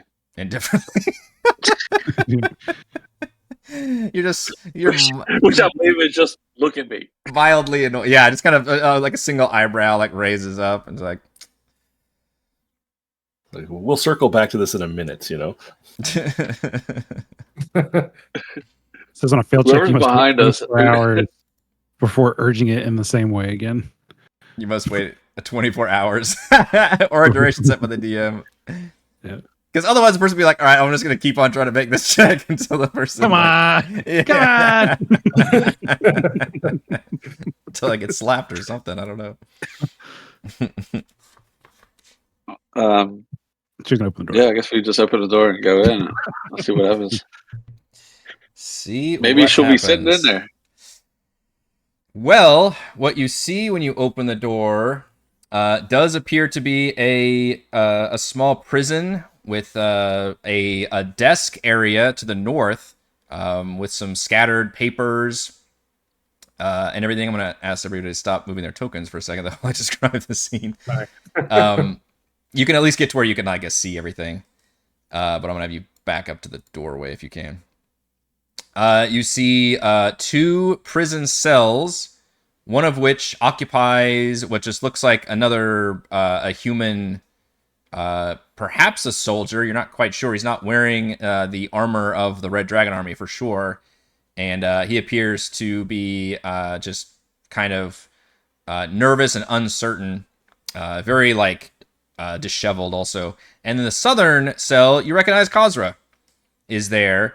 And this, who looks like a more commanding officer vibe about him, dressed in much more regal armor and ornamentations and whatnot, is trying to interrogate Khazra, but Khazra is giving him just, as usual, her most convoluted, like long, rambling sentences about what's going on, and you can tell they've been doing this for several minutes, and the commander is just growing incredibly frustrated about this horrible ideal. Yeah, to the point where he doesn't at first notice the door open, but once you all start obviously shoving your way inside as you have, and I'm sure Khazra would probably be the first to immediately say something about that. Yeah, he definitely turns, and his eyes go wide, and at this point I will call for some initiative.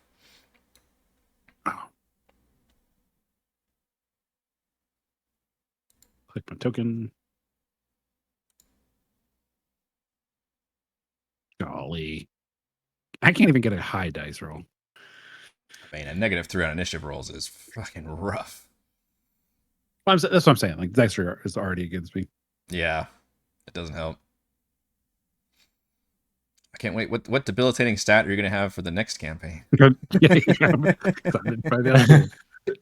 What critically important stat can you dump next? Because you basically covered the top two with Con and now Dex. Yeah. All right, and I am not rolling for the two prisoners because they are technically in their cells. So the two outside are still indifferent to you all for the next minute, but remember there is that one. What was that part of it where it said if you harmed? Shoot, I clicked off of it. There it is. Call emotions. Yeah. The indifference ends if the target takes damage or witnesses its allies taking damage. So it does have to notice its allies taking damage to have that drop. Or you lose concentration, I guess would be the thing. So we shut the door? I mean, is that as easy as... That might be a smart move for sure. Let's get the battle music going. I think I'm stuck in the door. I couldn't move. Well, there are people everywhere currently in front of you also, but gotcha. I can move the door because these doors seem to be problematic for this map. All right, shoved the door over there, but yeah, there's kind of people everywhere. All right, no surprises here or hiddens. So, but you guys rolled, holy fuck, really good on the initiatives. 3 of you rolled over 20. Or not rolled, but got over 20, I guess, with the modifiers. We start with Rowan. So just remind me, Hunter's Mark is good for an hour. Is that correct? Pi, you're the other ranger. What say you?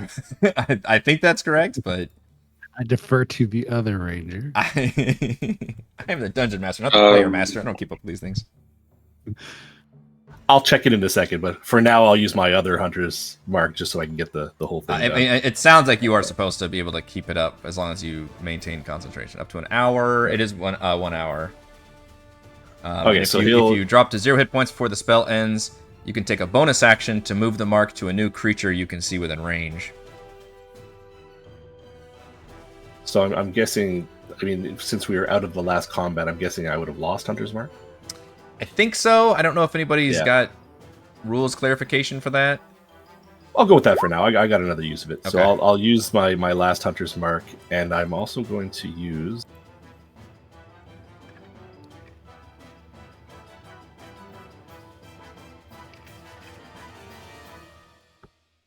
A Dread Ambusher. It's just a little extra damage for me.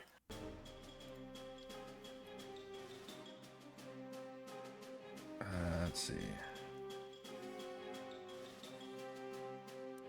Wisdom modifier to the initiative roll. Start your first turn of each combat, your speed increases by 10 feet.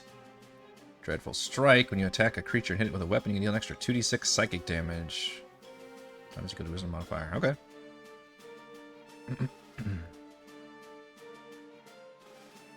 26 is surely going to hit the commander, even with his fancy armor.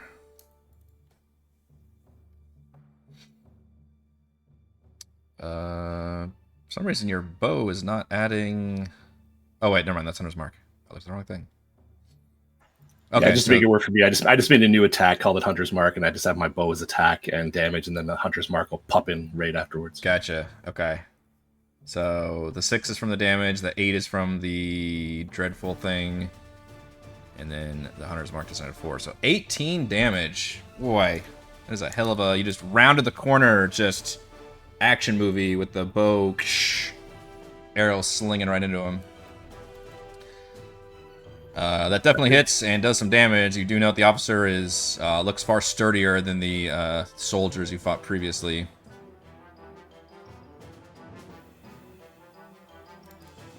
Pie. He took damage, you say, as he mentally turns on Colossus Slayer. Yeah, Pie actually doesn't want to go first, even though you often go first. Right. So he's going to come up. Your attack didn't give anybody else advantage, right? He's gonna try every turn. He's like, how can I get advantage this time? I just want to check. I just want to check. So Hunter's Mark on the guy, pull up the sword, and then confirm that Colossus Slayer effects and Hunter's Mark are turned on, and slay. And slay. Does it yes. Jeez. 4 hits. Okay, cool. So that will be 15 Wow. Wow. damage. Holy goodness.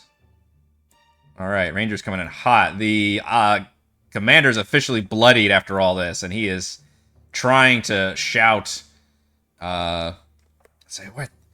Shit. And, of course, Khazra's never stopped talking. We're not going to try to do her voice, but she's very grateful to see you all, and the commander's starting to put 2 and 2 together, obviously, since Khazra recognizes you all.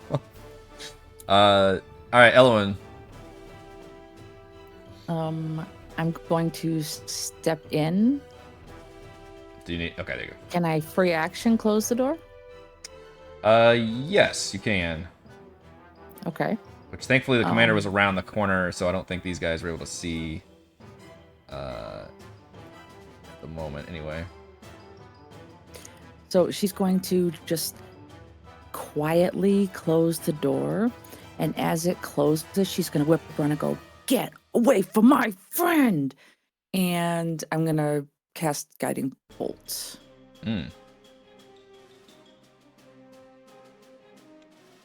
Hopefully I'm not in the way. She probably doesn't care. She's casting Oh my it gently. gosh. You guys are nailing these attack rolls now. 21 also hits. I played him up like he's this big tough guy, but you guys are rolling over 20 on all your attacks. 16 Oh my radiant gosh. damage. Jeez. Oh my gosh, that blast of light, I guess, that strikes him, which again is, you guys are only just starting to get used to these magical effects coming out of some of your party members. That was certainly one of the flashier ones from Ellowyn's. It just lights up the whole room. And you see the prisoner to the north just like scramble backwards and like give it like a yell of shock and surprise at that. The commander is still up, but looks completely thrown back and is wide-eyed, despite having his sword clutched in his hands. That is the end of my turn. All right, Korl.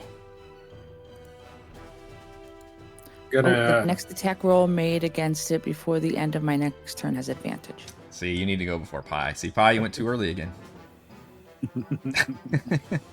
I'm gonna run up and grab the prison bars and swing around them like a pole dance, just giving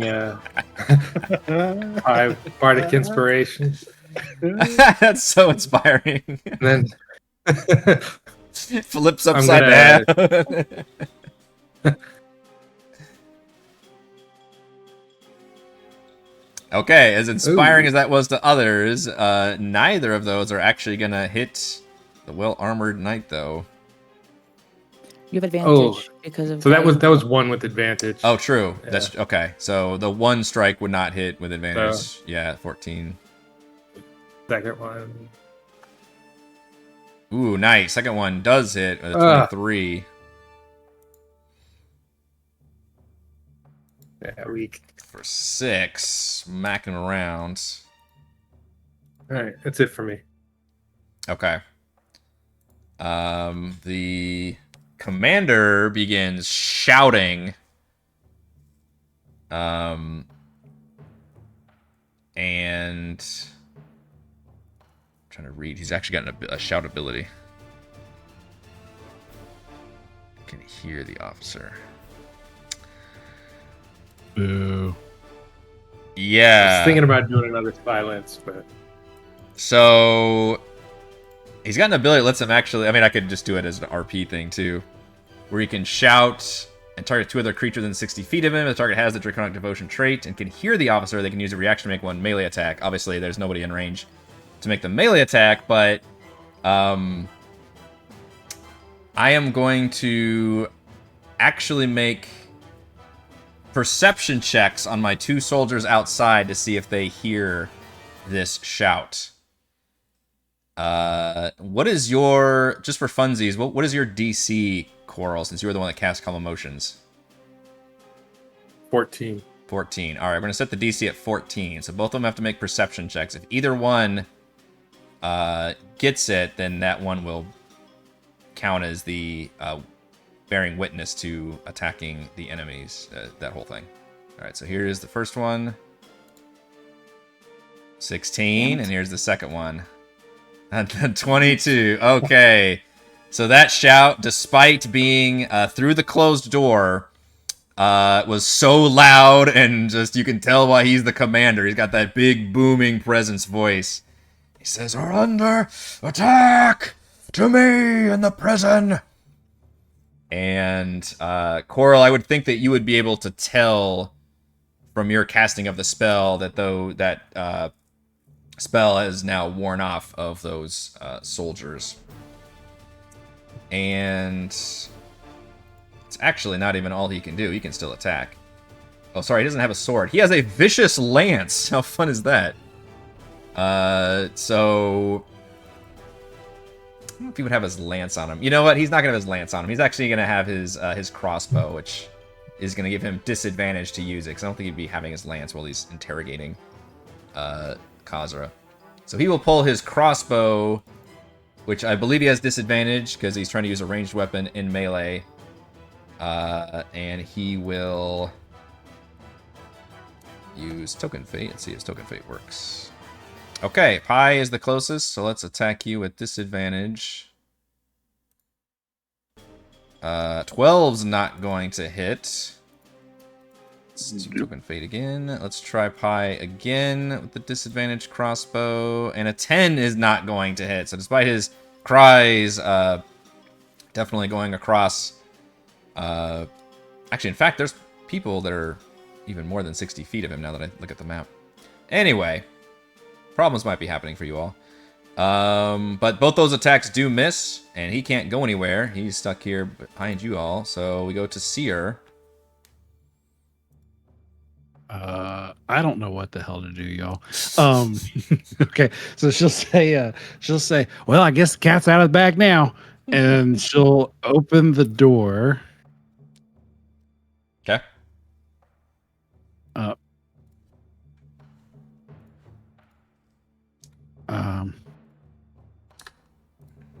Oh heck! I thought. Okay, I'll be honest. I thought the gate winch was on this side. She opens the door. She's like, "Oh, damn it!" I will say, Cere, you. Actually, let's see if it's. Well, give me a perception check. I won't count this as your action. This is like a. Or I guess what's your passive? That's the dumb. I think. 14. Okay, 14. You see that the commander has a set. Well, I guess you can't really get down there very easily, but the commander does have a set of keys on a big Yeah. iron ring at his side. Yeah. And I assumed that. And I'll be honest, the other thing I was thinking was that I would like find a bar to like bar the door so that they couldn't get in. But then Yeah. I was like, well, they'll just make a bunch of noise about them coming in. You also do have the Fargab available among you all. I think she's just going to come out and I'm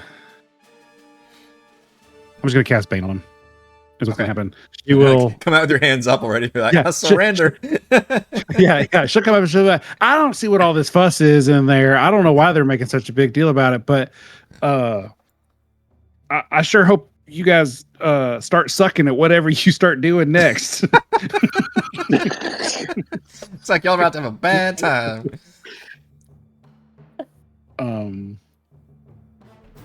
Let's see. What's the radius for Bane?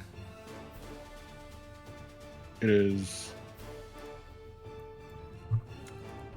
Trying to find the buttons for it.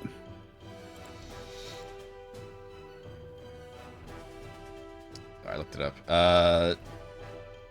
It's 30 feet range. It just says, up to 3 creatures of your choice within range. It doesn't have a radius, but it's within range of you. Okay, yeah. Let's hope that they're in 30 feet. She'll take 2 more steps. Okay. And With that her hands is up. a charisma save. DC 14. The soldier. Oh, no. Oh my Oh, no. gosh. Yeah, they are not. For some reason, you don't feel the magic kind of flow through you at the moment as you step out and feel the full weight of the fortress suddenly starting to come alive and look at you in your direction.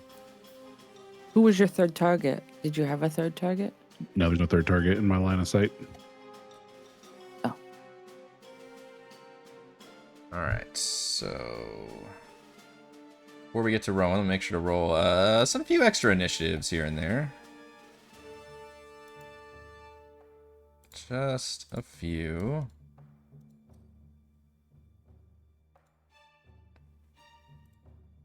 Okay, does that automatically populate them in the right spot? I think it does. That's nice. Okay. Rowan. Commander looks extremely wounded. He's going to rinse and repeat what he just did.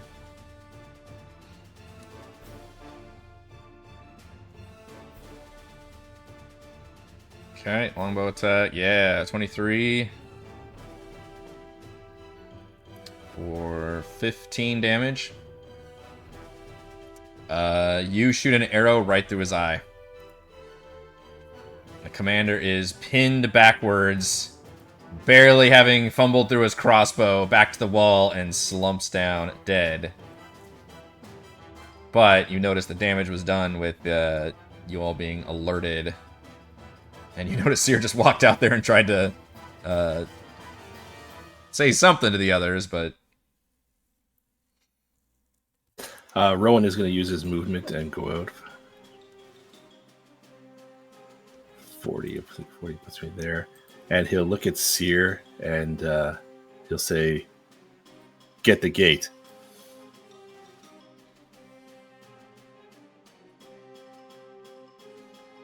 All right, Pi. You said the captain's down, completely dead, right? Completely dead, yep. All right, I'm gonna loot the body, but specifically for not to get there before Ellowyn, but like to. I'm sorry, I don't know why I did that. I don't know why I did that. I don't know why I keep remembering. I'm looting my. I'm trying to get the keys to unlock the. Yes. You can. These thoughts I never had before about kender coming in. I don't know where they came from. It all makes sense now. Yep. Yes, you can loot the keys. And I don't think the commander himself actually had. I mean, he had the heavy crossbow. Yeah, I think all the I will say there's a I desk think in the that- room. I guess that's where the stuff is. Can I? Is his vicious lance like laying around somewhere? Yes. I mean, Vicious Lance it's his attack with it, but it's a normal ass lance. You do note that, and you guys have discovered this Okay. before. Although they have the ability to light their shit on fire, for you guys they're just a norm. It's something that they can do themselves. It's not like the item does it. So, I didn't know if it was like a vicious lance, like a Right, vicious, yeah, like yeah, a yeah. +1 vicious lance. Okay. yeah, no, it's still mundane equipment for the most part. I will definitely let you know if there's some nice lootable stuff. Yeah, definitely let Kazra out first, and then Okay. the other person. Are they threatening looking? Like, are they in jail for a reason?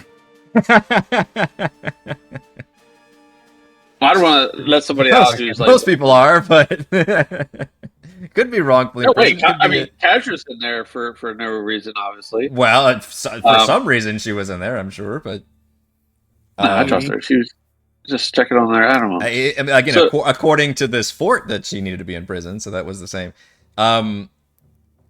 I will say that at least on appearance, he doesn't wear any of the equipment of the soldiers, and he appears much more disheveled and like nervous and stuff.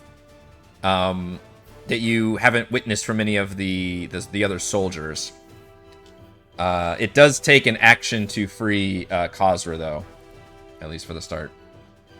And she is Okay, so my action was grabbing the keys, or was that was grabbing the keys was a free action, but then using the keys to unlock a door would have been the action. And in this case, Okay. the cell door. And Khosra can inform you, again, I'm not going to try to roleplay as her voice, about what happened, and I'll go ahead and do that during the heat of combat, but she had, because I don't know how long this combat's going to last, but she's very concerned and sad, maybe even somewhat traumatized by the stables, and she tells you that she went in there because she saw blood, she was worried about the horses, and she saw just a oubliette, an abattoir of horse bodies and blood and bone in the stable. And what she found was a monster in there that could see her. And with her check that she had made earlier, she tells you that it was a dragon. And that the dragon saw her, but the dragon, she even with her check, she says that the dragon had barding like a horse would. And for riding? You mean? yes, for like the I riding just didn't know gear. what part of it. Yeah, sorry, it's like riding gear, for a mount basically. And that there was between the dragon and a soldier, they were able to overpower her and ultimately threw her in this prison. So she is very concerned about that situation. So that is what you learn from Khosra, and from freeing Khosra also. And then, yeah, like I said, the other guy... I saw my movement, though. You do still have movement, yep. Because if so, I mean, I just kind of toss Kazra the keys, and then boogie outside as far as I can. Yeah, because it would honestly, there's a whole nother check you can literally make to make an insight roll. They consider that part of the search check if you wanted to really like look at this guy and see if he's a problem or try to identify who he is. But that would take a whole separate action. Yeah. Okay. But once you free Khosra, he kind of speaks up and he's like, hey, I don't know. But if you're freeing folks, me too. Please. I'm not with them.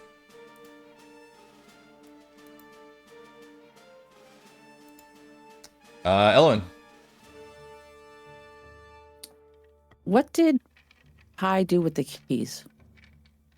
I said I tossed them to her, but I could have easily just tossed them to you. Because I was going to say I probably would have grabbed them out of your pocket as you ran by me, anyways. Such a Classic. So I'm not a thief. I but- went to toss them. They were there. Listen, Listen, I'm not a thief, but sometimes kender's got a kender. So, I heard somebody yell about the gate, and so what I would like to do is take the keys, make myself invisible, and sprint off to the gate. Okay. Cast invisibility. Yes. Okay. Oh, I assume the keys were for these two things, but you mean the keys are for like everything? The key, the iron ring of keys that the commander had looked like it did have several keys on it, I should say. Yeah. And this guy did look very commandery, so you imagine if anybody's got the set of keys, it's probably this guy that you guys just fucking bodied the hell out of. Jeez. All right, so you see Ellowyn disappear, which is not unusual. She's done this a couple times. And I have no idea where to go because I think I'm stuck in the door again. So. Okay. I'm going to do the other side of the door, because the courtyard is probably more visible. Yeah, and you do know that even though the gate has the locked symbol, the gate itself has no mechanism for that. It's the actual winch controls that I've mentioned have a lock on them, a locking device that keeps the winch from being able to move and thus open the gate. Okay, I'm next to the winch. Okay.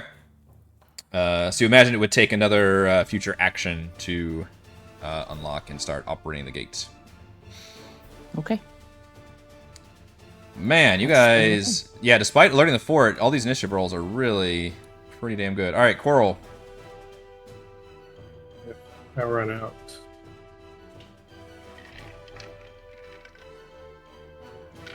See what we got here. Ooh.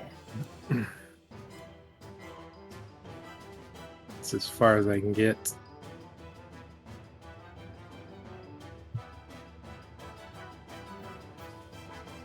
I'll viciously mock number one here. So what happened? I thought we were friends. You betrayed my trust. I thought we were indifferents to each other. This is not how you treat your indifference. Your fellow indifferents. I don't know. Wisdom save is a fail on that one. He scowls. We were never indifferent. 4 damage. 4 damage and disadvantage on its next attack roll, which I'm sure I will forget, so somebody will have to remind me. And that's it. All right. Seeing you all spill out of there and hearing the commander yell is definitely starting to awaken this place up. And the first one to react is actually the one on the wall, which I think due to dynamic lighting you actually can't see very well. But I had teased the fact, if you recall, when you guys were first jumping off the wall, that one of them had made it to the wall itself. That one will now... I think you can probably... Well, you did snuff out that light, though. So, you know what? You don't actually see what happens here. You see a little bit of movement on the wall, but that's about it. But you hear more shouting now starting to happen from the barracks. Then we've got number 2. Ellowyn is invisible, so doesn't see you, so he will rush at... you know what? Korl made himself the target right here. Says, we're under attack! Commander! Commander! He's like shouting after him. And we'll attack you. 9 is not going to work. Let's try this again. And a 12 is probably not going to work unless you're Cere. So those both miss. Capoeira.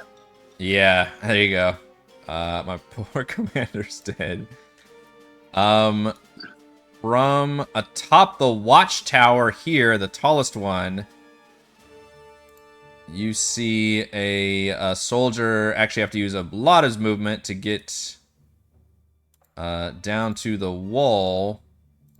up here, which again I don't think you can quite see, but he will hurl javelins down while he's yelling, and let's use token fate to figure out who's gonna be the recipient of said javelins.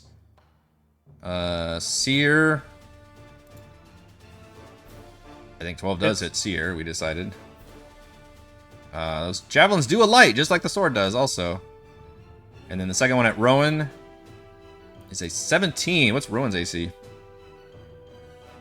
16. Okay, so you get a javelin. How many my reaction? Yeah, go ahead. For the one against Rowan, for the warding flare, like as I get hit and I reel back, my amulet's gonna like come out and catch the firelight and flash him in the eyeball. Ooh. Creature you can see within 30 feet of yourself makes an attack roll. You can take a reaction to impose disadvantage on the attack roll. On the one against you or the one against Rowan? No, the one against Rowan. Yeah, I'll take the hit, and as part of me getting hit, it'll make that flash go off. Ah, okay. So, re-roll, I guess? Yeah. Alright, so javelin. Okay, that works. The light goes off. Rowan, you do not. You think you're about to get hit, but then you see this amulet's kind of... And again, this is a world before, the gods and everything, so this is all very, very strange, but you've no doubt heard maybe some of these exploits now. I'm sure they're starting to make the rounds about these folks wielding some strange powers, and you see it in action as that javelin ends up missing. All right, number 1 is also shouting for reinforcements and basically waking up all these the watch. You see movement on all the different watchtowers now. Basically, are starting to. Well, not this one. This one you killed. But the one to the southwest, I guess.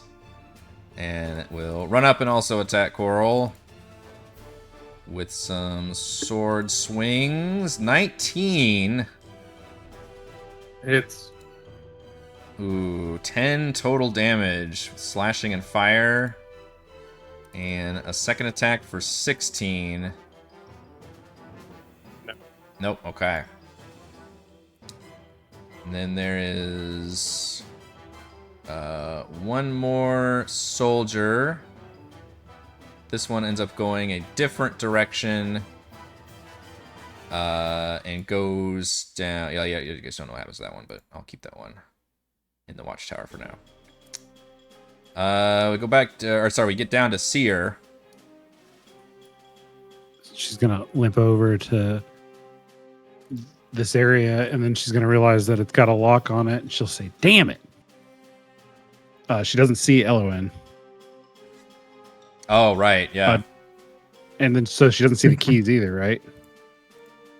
True. Would Ellowyn, right. would Ellowyn like say anything or shove him in her hand, maybe?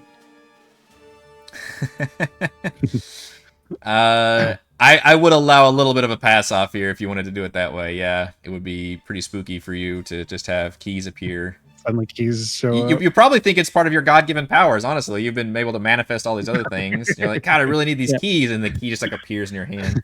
Just, oh, thank you. Oh, thank you. And, now the ghost just bring me stuff? Yeah. So she'll go ahead and try to unlock the thing. Okay.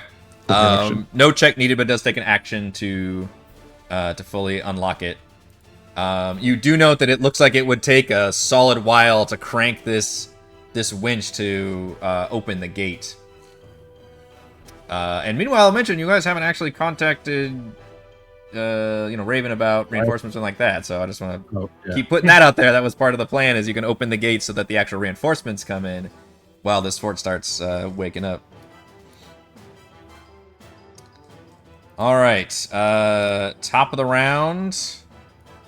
We're gonna add a few more combatants to this.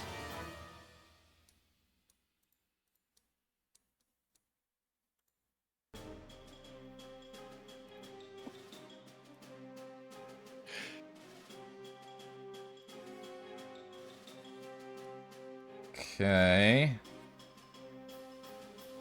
And once again, does it load them all in there? Seems to. Okay. All right, let's start with Rowan. So Rowan will move his hunter's mark here, and he'll look over at Pi and say, "I go left, you go right."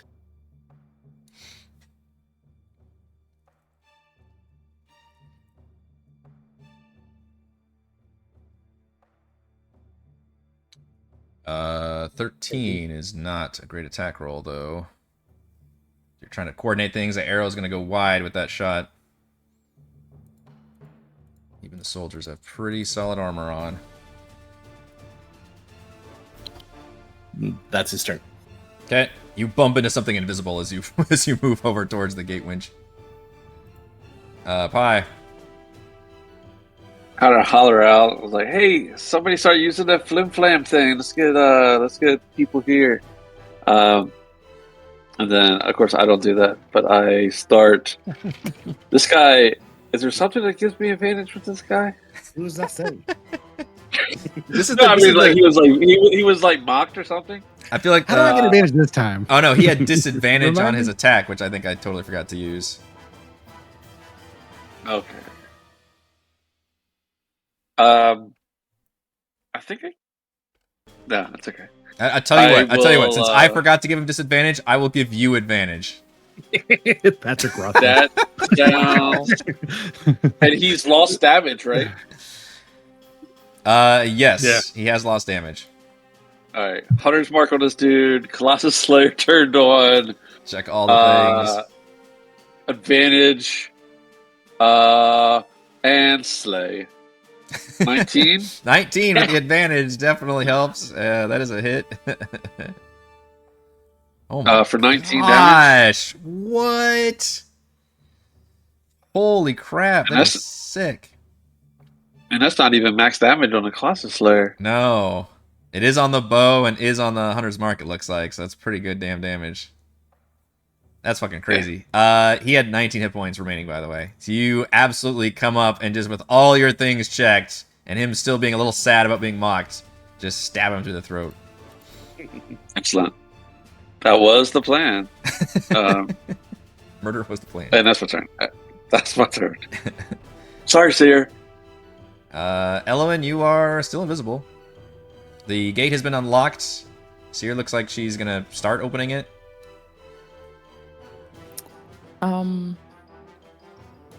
How would that work if, like, I used my turn to start that process, and then what would? Like, can she take a turn and then I take a turn?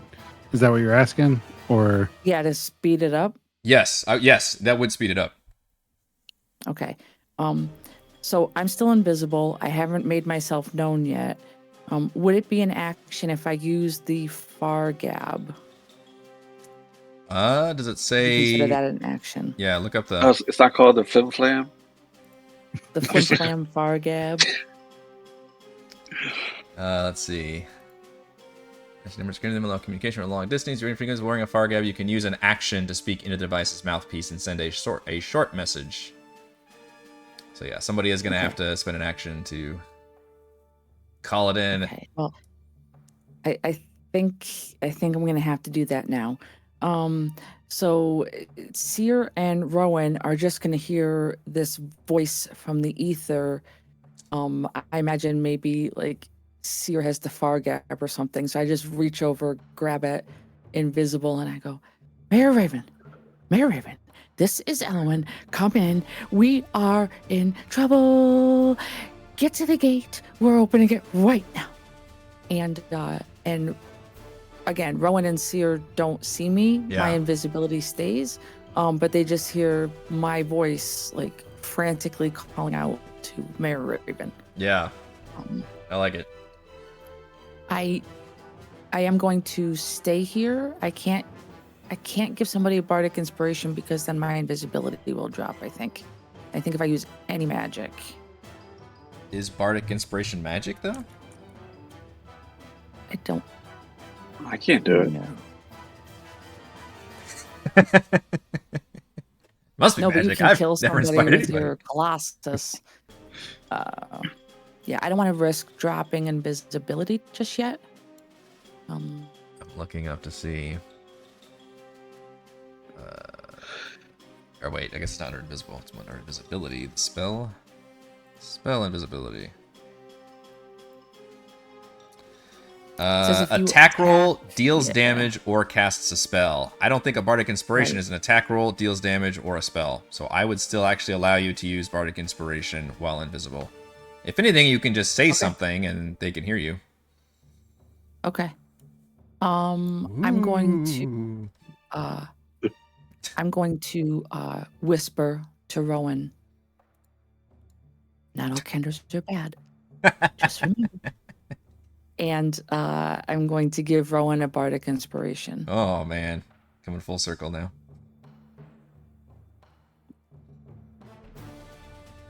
Some of them are ghostly and whisper at you.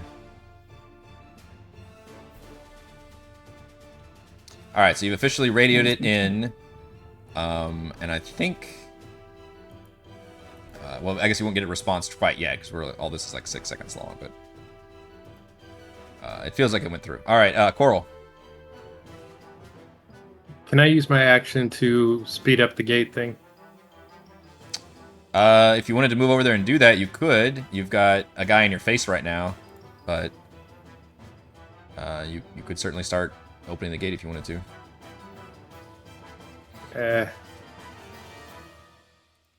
I'll try to deal with this guy first. I'm going to pocket sand. Pocket sand, color spray. Con save, okay. Yeah. Oh, he's got blinded by the light. Wrapped up like a deuce. Blinded condition until the end of your next turn. Okay. Shasha. Give me more advantage, right? Oh, man. Making Pie so happy over there. He's all yours, Pie. My eyes. Do a sucker punch. 17 does hit, despite his armor. Oh, And damage. All right. punched his clock. His guy's clock punched, indeed. He is blinded and wounded. Run over here. Okay. So I think he still gets the attack of opportunity, right? But he's disadvantaged now with the blind. I don't think you do if you're blind. Oh, really? I feel like you have to be able to see. I'll allow it.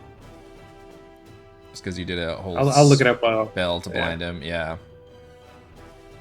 All right. Let's see. This one. You start hearing a commotion in the barracks now at this point. You've not seen or anything happening yet, but the barracks seems to be coming alive. What you do see very dramatically is a familiar draconian come flying down with his wings, gliding, and lands, we'll say, right here. And has his sword out to attack Cere. Stabs at you for 7 damage. Oh man. Let's see her again. 16 for another 7 damage. So this Draconian just glides down from the barracks, lands, and immediately whirls around and strikes at you in rapid succession. Can I do my warding flare again? Sure. Yeah, I guess you still have the next. I've got 4 of them, so if Yeah. I could do it on the second attack. Yeah, you only have 1 reaction, so I think you can only use it once per. So it does take a reaction, right? I assume. Yeah, it does. Okay. Oh, it is that you can see. What a crazy circumstance. What is this? What are we looking at? Oh, he did the making an opportunity attack. That it's a creature. That you Oh, can a creature you can see leaves your reach. Oh, okay, interesting. But I'd posted the attacks effect that attack rolls against you have advantage and your attack rolls have disadvantage. For being blinded. Yep. Yes. But to make an opportunity attack, you have to be able to see the creature. Okay. Yeah. That's a good rules argument. Sustained. Okay, that's the Draconian's turn. It was disadvantage. Sorry, you're right. You on were the doing second- your reaction thing. Okay, so the second one, I just need to roll that again. Yeah. All right, that does work. Okay, That so I'm misses. So the second I'm one gonna does add my miss. 7 back. Good. Yep. All right. So second guy is blinded. So he stumbles around and tries to just attack anybody around him, but there's nobody around him, so he does not successfully get off the attack. He does stumble and then eventually run into Pi, but he's already used his attacks. Does he get to remake the save, or how does this one work exactly? Or does it just end? So for the it's just like till the End of it's his, one round basically. until the end of your next turn. I Okay. think it's So it's on until I the can't end tell. of Fucking Korl's turn. end of my next turn. Yeah. Okay. Let's see. The guy who was hurling javelins does have people within 30 feet still. 2 targets. We'll do one of each again. So he's going to throw one at Pi. Missed terribly. Miss. One at Rowan. I rolled a 1 and a 2. Those javelins are not going anywhere. Alright, what do we got here? Alright, you don't see what's going on there. Actually, what you do hear is an alarm now sound. The horn coming from the southwest tower now blows. Like this giant horn is now active. Let's see. This one, you don't see what's going on. This one... Get there. Number 1 is dead. And we've already got the horn blowing. Makes it there. And we go to Cere. So feeling like when she went to spare the dying on the other one, and that she's been attacked so many times out of a large group of people that she seems to be singled out for her. She'll turn around and she'll say, "Step back." And when she says "step back," the symbol will shine and just emit this extremely bright light. It's 30-foot emanation from me that creates a light that they'll have to make a Constitution saving throw or take radiant damage. Boy. Okay, Constitution saving throw. It's the Draconian, and that's the soldier. DC would be 14, I think. Okay. I think the guy up here is outside 30 feet, though. But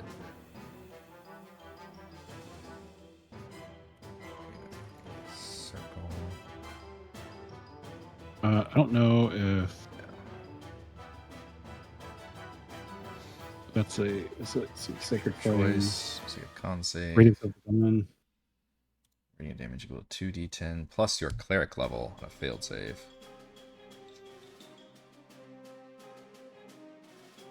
Okay. So 15 points. The Draconian fails.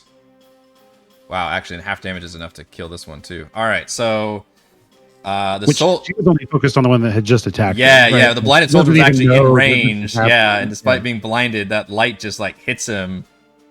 I don't know if it burns them or just they kind of pass out or what happens, but it definitely sears them with damage, and it does well. I mean, it has that cool effect. Remember, the Draconians, these ones, turns to stone when that light passes him over, which releases that gas.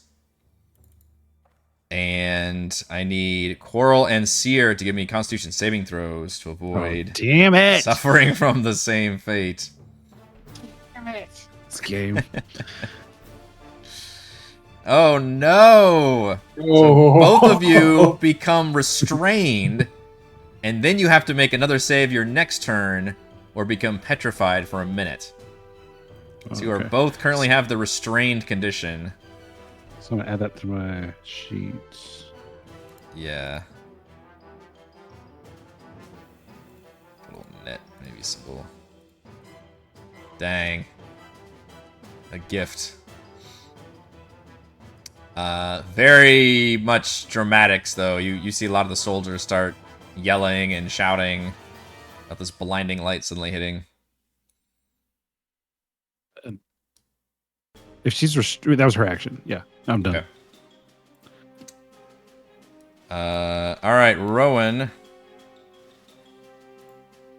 Okay, so the gate is unlocked, yes? And they're working on the crank? The gate is unlocked and they're working on the crank. Yes. I don't know if anybody actually cranked it this round yet, but I would have, but I got hit too many times. Okay, so Rowan, not knowing that she's there, will charge right through Ellowyn. Hopefully he doesn't knock her over.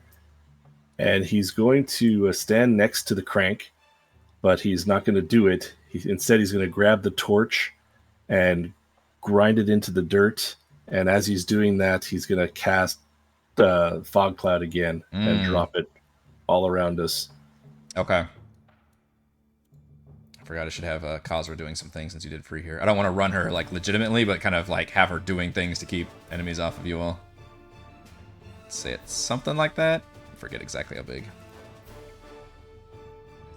We'll move it more towards the stairs, just so if anybody comes out of that door, it's we're covered. Right there. And I don't want to blind. Yeah, I don't want to blind the whole party. Okay. And that's me. Okay. Enveloped in the fog cloud. High. You see the fog cloud. You see the dudes around you are dead, and the fog cloud immediately comes up. You know, you can see Rowan had cast it. And it is now covering this whole area where the winch and the gate is. You do recall that somebody did radio in to Raven about it. And probably the start of the round, you hear Raven saying, hold on, we're on our way. Okay. Right here, I see like a quarter Yes. token. I try to do that so you can tell, because remember there's a dude up on that wall throwing javelins down. So I return the favor and shoot my bow at him.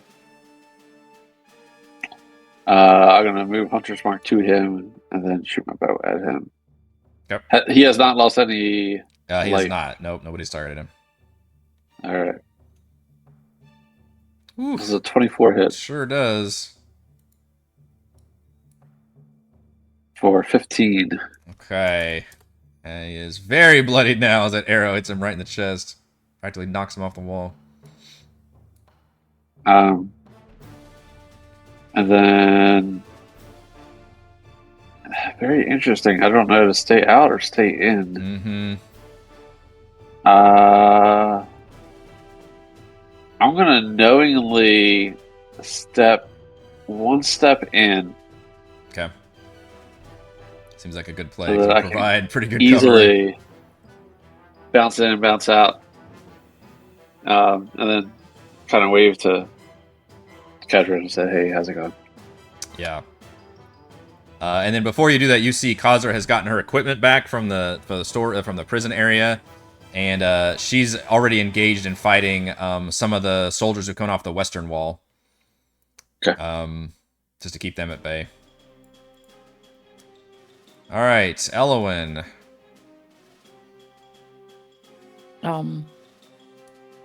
After dusting my invisible self off from Rowan, running through my space, I am going to try to move the winch handle and engage the gate. Okay. So using a full action to turn the gate, you do see it start to open, probably about a quarter of the way, enough for maybe like one person to slip inside, but not fully opened yet. You just imagine it would take just several more actions if you wanted to open it further. Okay. That's it. I'm just going to use everything I can to work the gate.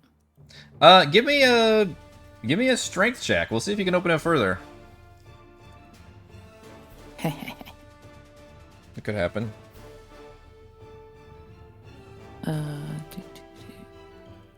Is that just an ability? Yeah, the ability if one? you just click the strength, at least the old sheets, you could just click on strength and it would roll a check. 10, you're not able to get anything else from it. I have a -1 Yeah. to strength, so it's okay.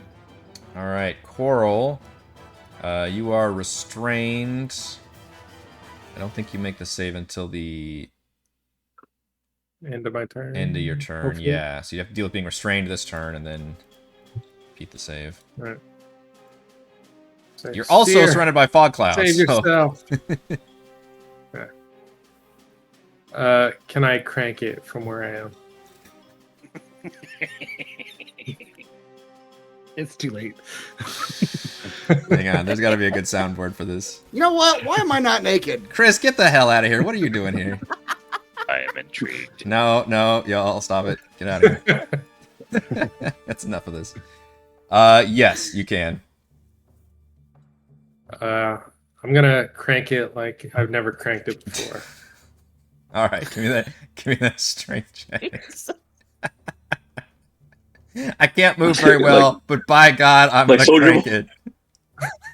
it. Soldier Boy. That is some fine cranking, I gotta say. You furiously crank it, and the gate opens further. Now it's about 3/4 open. You can imagine probably 2, maybe even 3 people could get it at a time. Which is pretty dang good. And then I'll try my con save at the end. Yes, please. 13. I think that's good enough. What was the... It was not very high. Yeah. Yes, that is good enough. All right, so you do end the effects, thankfully. You are no longer restrained.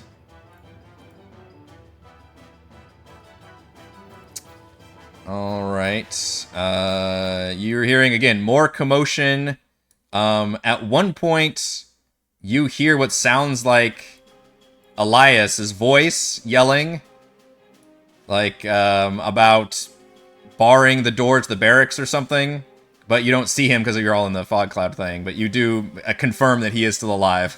And he is doing things in the barracks. Helping to keep people out of the way. That guy's dead. That guy's dead. Ooh, none of you can see this, though, because you're all in the fog cloud, aren't you? You hear a monstrous growl.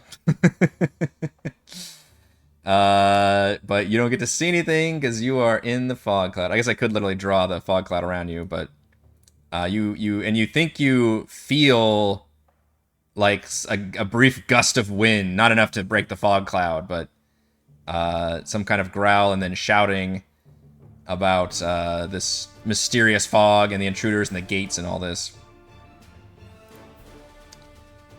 So now that one will retreat. Trying to think if anybody can get to you while you're in the fog cloud. That one can't. Okay, so what you do here...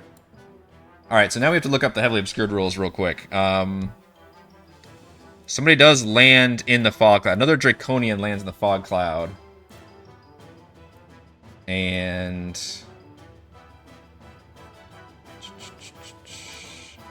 let's see. The fog cloud, this is DM's favorite spell. Heavily obscured. I think it's just the blinded condition. I think everybody basically has the blinded condition while in here. Yeah. So we'll say it lands in here. It's close enough to see some folks. But it has the blinded condition, so it would have disadvantage. Since Rowan's actually the furthest to the east, I'll say that the Draconian just attacks Rowan. Although this is that weird case where you also have the blinded condition. Yeah, it's like a straight roll. Is it just a straight roll? Yeah, that's bizarre. Okay. Alright, let's just do a flat roll against Rowan then. 13 on both of them is not going to hit. Alright, Khazra's taking out those guys. Nobody can see inside the fog cloud at the moment. I don't even know which one that is. Okay. Khazra's fighting down there. All right, we've got Cere. Look how fast I can go through these enemies. I'm slowly getting stuck, but I'm gonna try to turn that crank with a 11. Okay. Well, it's automatic, and then you can try to do it more with a check. But yeah. All right. That gate is now fully ass open, and you break out of the restraining feature as well. Not again. Yeah. I know we've hit our end time, but if you all, mainly looking at Dorix, I know you've got a just insane amount of time, but we are at like the climax of this part. Keep going. Okay. Because the reinforcements are arriving. When we get to the end of the round, you see, no, you can't see because the fucking fog cloud. You hear, the soldiers, rushing, the sound of mini boots, rushing into up to the fort, I will say. And you hear the sound of Raven shouting, just, "We're here for Kalaman!" Just gonna move this gate out of the way. And you hear multiple voices shouting in unison. And then it is Rowan's turn. So Rowan will hear that, and he'll shout out, "We're in the fog!" And then he's not going to drop it. Okay. And he'll go after the Draconian. Okay.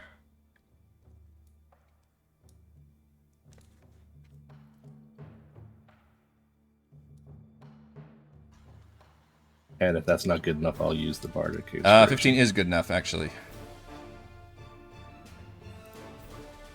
9 damage in the creepy fog. Oh, sorry, that's 15 damage. 15 damage, okay.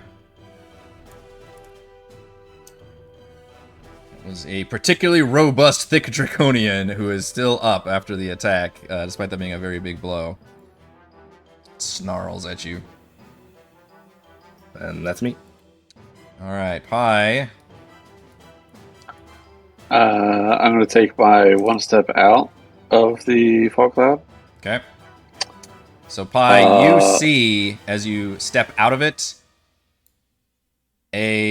what looks like a dragon is in flight with a rider. And they are just circling like you would a fucking airplane. Just like circling above the fort, and appears to now have locked eyes with the fact that there are enemies coming through the gate. And is about, we'll say, 30 feet in the air. Okay, I'm going to switch from shield and sword to the bow. And shoot towards him, aiming for the rider. The rider? Okay.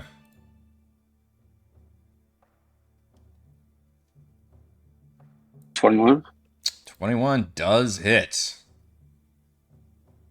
Solid shot. Hunter's Mark. I had moved Hunter's Mark to that guy. 15. Okay. 15 solid damage. That does hit the mark. And this looks like he's got the usual, I guess, armor of these guys, but kind of similar to the commander, he looks stronger than the average soldier, and obviously he's riding a fucking, well, it looks like a dragon, but you've never seen a dragon either in this world.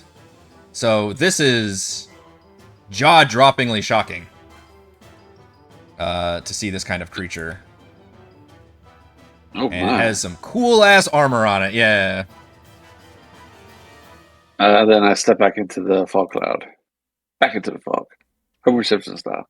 Yeah, yeah, just like you literally back up until the mists envelop you. Ellowyn. Okay. Hearing Mayor Raven's voice, I think I'm going to run out of the fog cloud, still invisible, Okay. toward her voice. So I'm gonna come out here.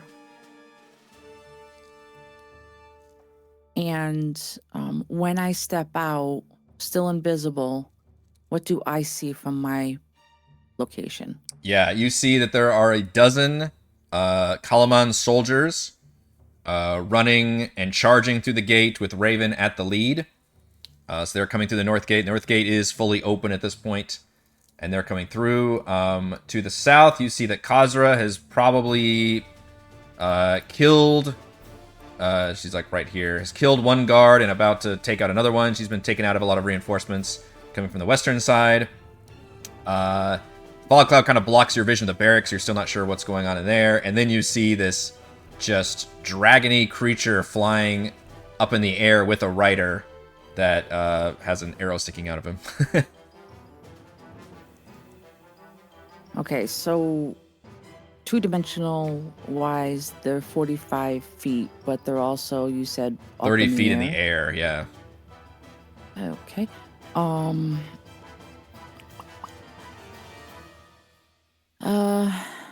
I am going to stay invisible, and I'm going to use my movement, I think, to position myself over here, like in the weeds. Okay.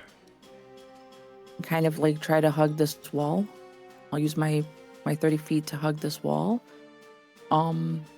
And I'm going to hold an action. I'm going to hold my vicious mockery. If I see anybody within range, any of my allies being attacked within range. Okay. And that Korl. is my... Yep, Korl. I'm just gonna randomly roll because I can't see anything. So see which way I go. That'll bump into Cere. So. I'll just... Ow!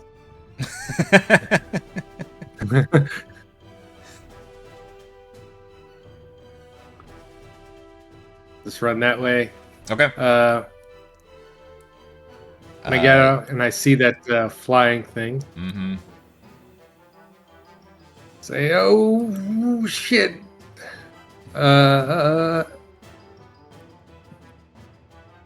Down. And cast command on the dragon creature. Okay. Follows the command in its next turn with a wisdom save. That's a good move. Let's see. Wisdom.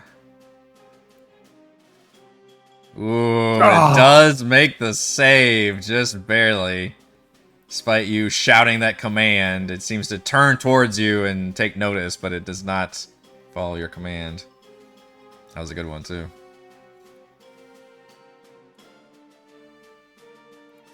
That's it. All right. Let's see. That one is still... we'll say Elias was able to take that one out. We'll take that one off the thing. Okay, so the officer is going to be... I'm going to use the mounting rules, so the creature won't be using its own attacks. It'll just be acting as the speed, and I guess it can take... what is it? Dash, disengage, or dodge actions. So it will take the dodge action because it doesn't need to take disengage. And it will, Korl, to you, literally do it, come down like a fucking fighter jet, getting in close, and you see that the rider is armed with a lance. And will straight up attempt to skewer you with the lance while flying in. And doesn't have to get within 5 feet because it's got a 10-foot reach. So I guess it flies down 20 feet and then it tries to stab you with the lance.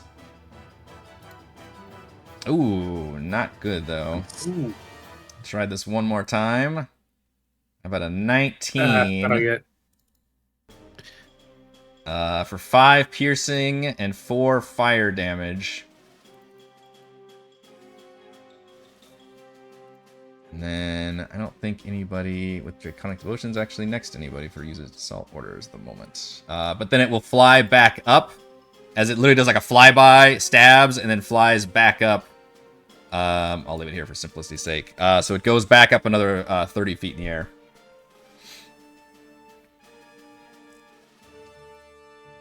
Find all my guys. Which one are you? Okay, you're that one. So he's gonna stay there. Okay, you see the soldiers.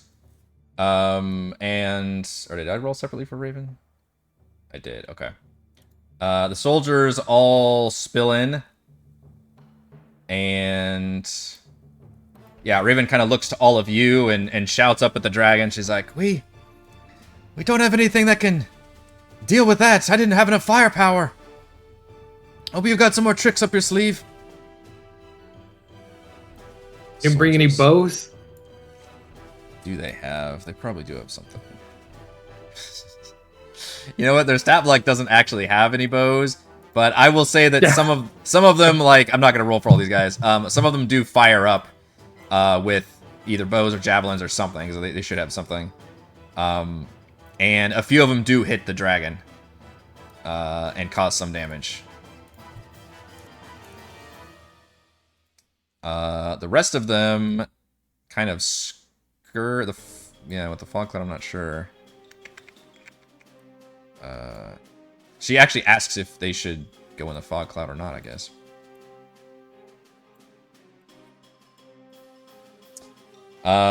Okay. And then we got this one. One's down there. All right, we got the Draconian in the fog cloud. Will attack Rowan again. Neither I'm gonna hit though. Guy's dead. We're not using the Dragonels. Initiative. We'll say this one's exchanging blows with Khazra. We've got Cere. I was just gonna drink one of the potions of healing that she made. Okay. Just gonna get back 7 hit points. And then she will try to help Rowan deal with this.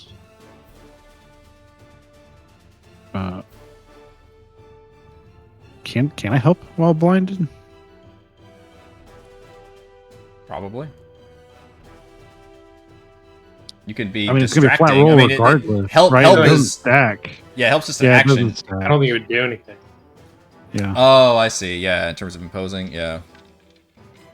I think instead of that, then she'll drink the healing potion and she'll run out this way.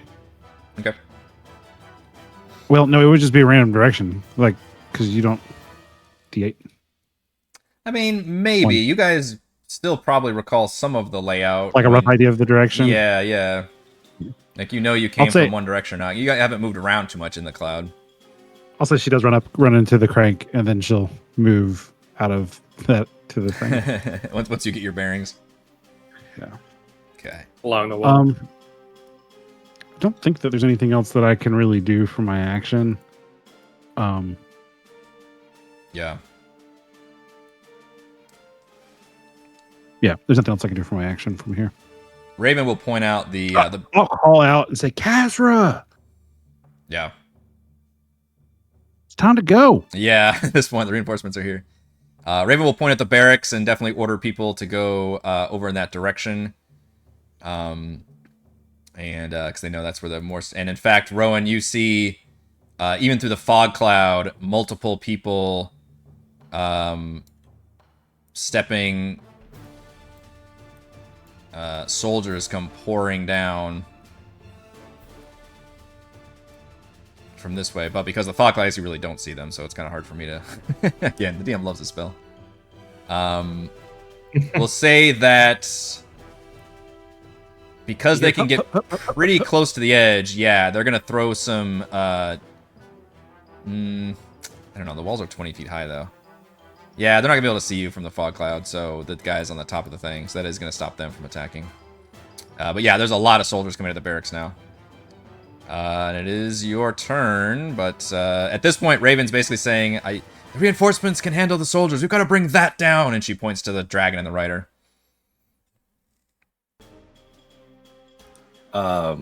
Feeling guilty about another fog cloud for the DM, he will drop the fog cloud. Granted, it was a great move for sure, but it is definitely a spell that's always caused me consternation. Yeah, no worries. And he will actually use his last spell slot to cast Hunter's Mark this time. Okay.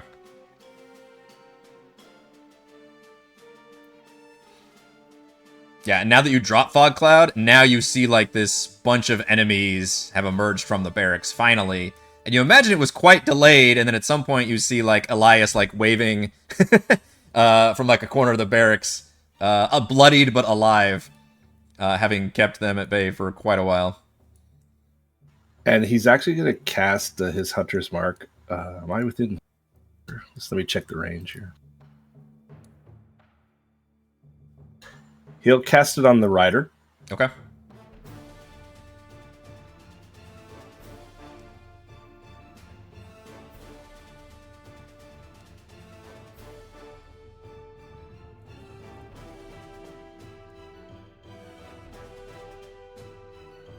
Uh, 20 will hit the rider.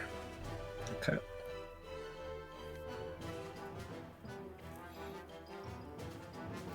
For, let's see. Oh, we're just adding them all together. 10, 16, 19. Oh, forget about that 3. I didn't think the other one. Oh, I see. Yeah, because that's the Hunter's Mark. Okay, so 16. And then he's going to use his Speedy Feat, which will give him, which will give the Draconian disadvantage on his attack of opportunity, and he's just going to haul ass out of there. Okay. Yeah, I just realized 2 Rangers is a good party to have against a pain-in-the-ass flying guy. These guys are nailing these giant hits. You might not be able to quite tell, but the rider is actually bloodied now with 2 nasty arrows sticking out of him.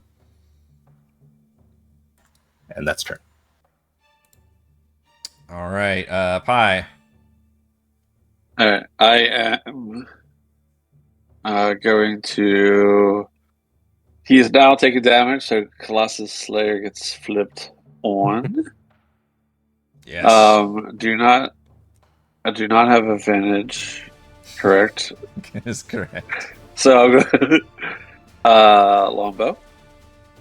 Woo, look Does at a that, 22 22. hit? This guy has good AC, and you guys are nailing these hits. Once again, like, it's funny, both the commander, the officer stat blocks. Oh, Jesus, 20 damage. Jesus, Pi. And I am also going to cast Hail of Thorns if he's still up. He is still alive. I am terrified when you get extra attack next level.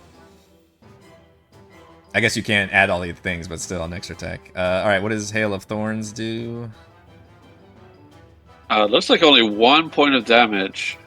Because it added all the other things. Yeah, it added the other things.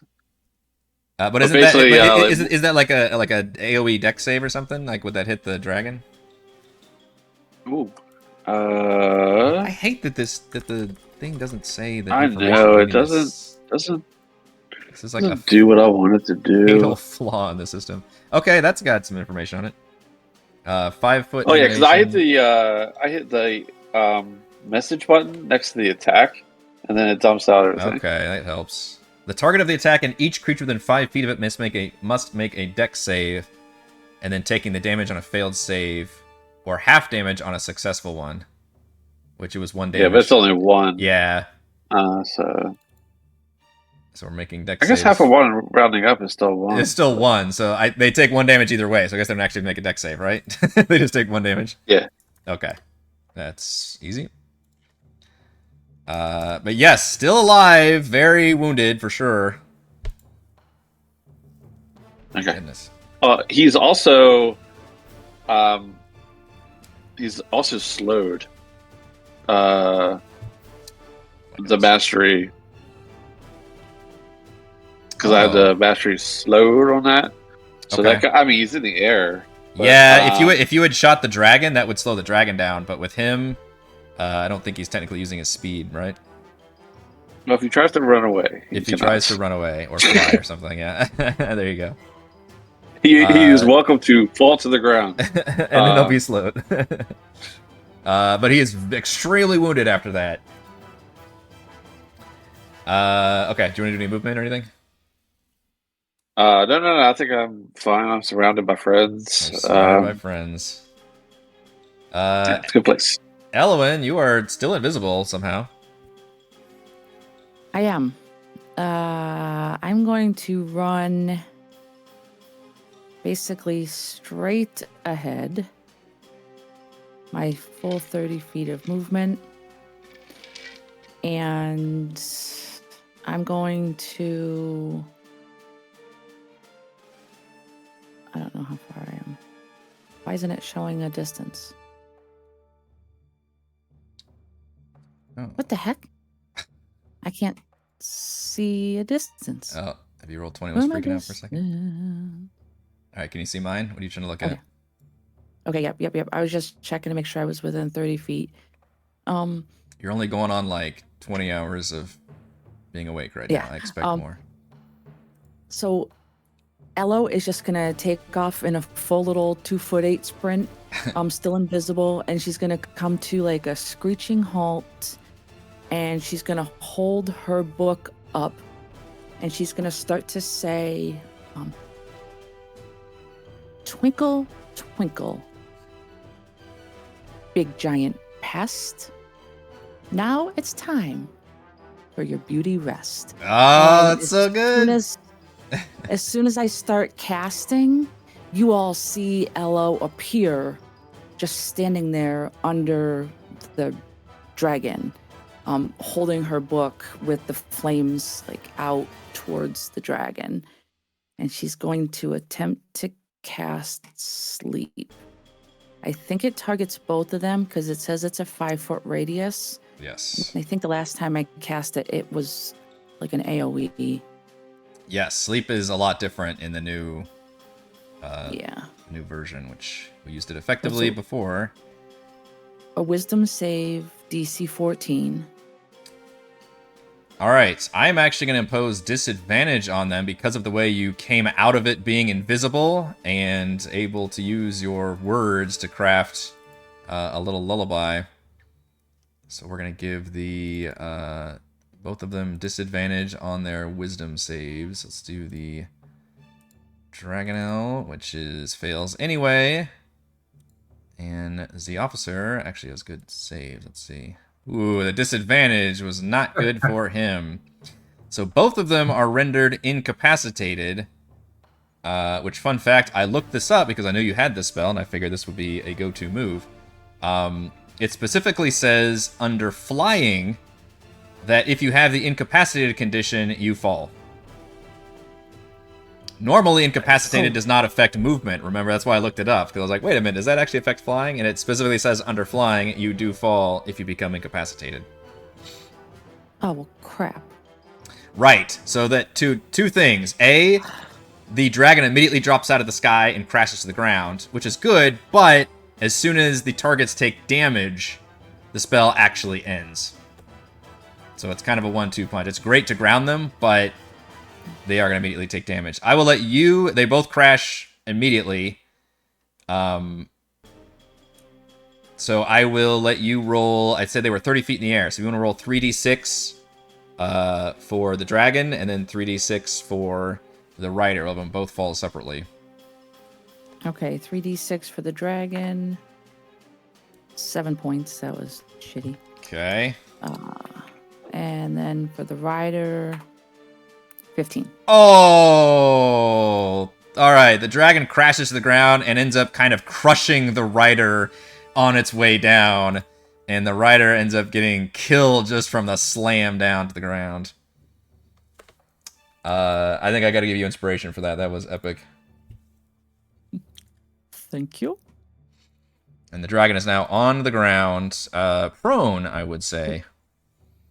I already have inspiration. You can give it to somebody else, yep. I can give it to somebody else? Yep, heroic inspiration. Does anybody not have inspiration currently? I never has inspiration.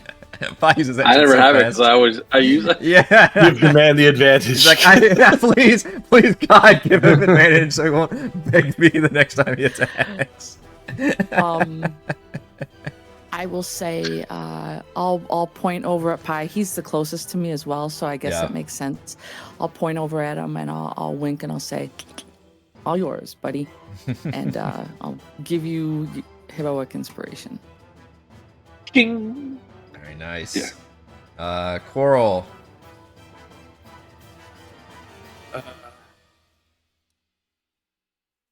So I'll run up and try to punch it. Try to punch it.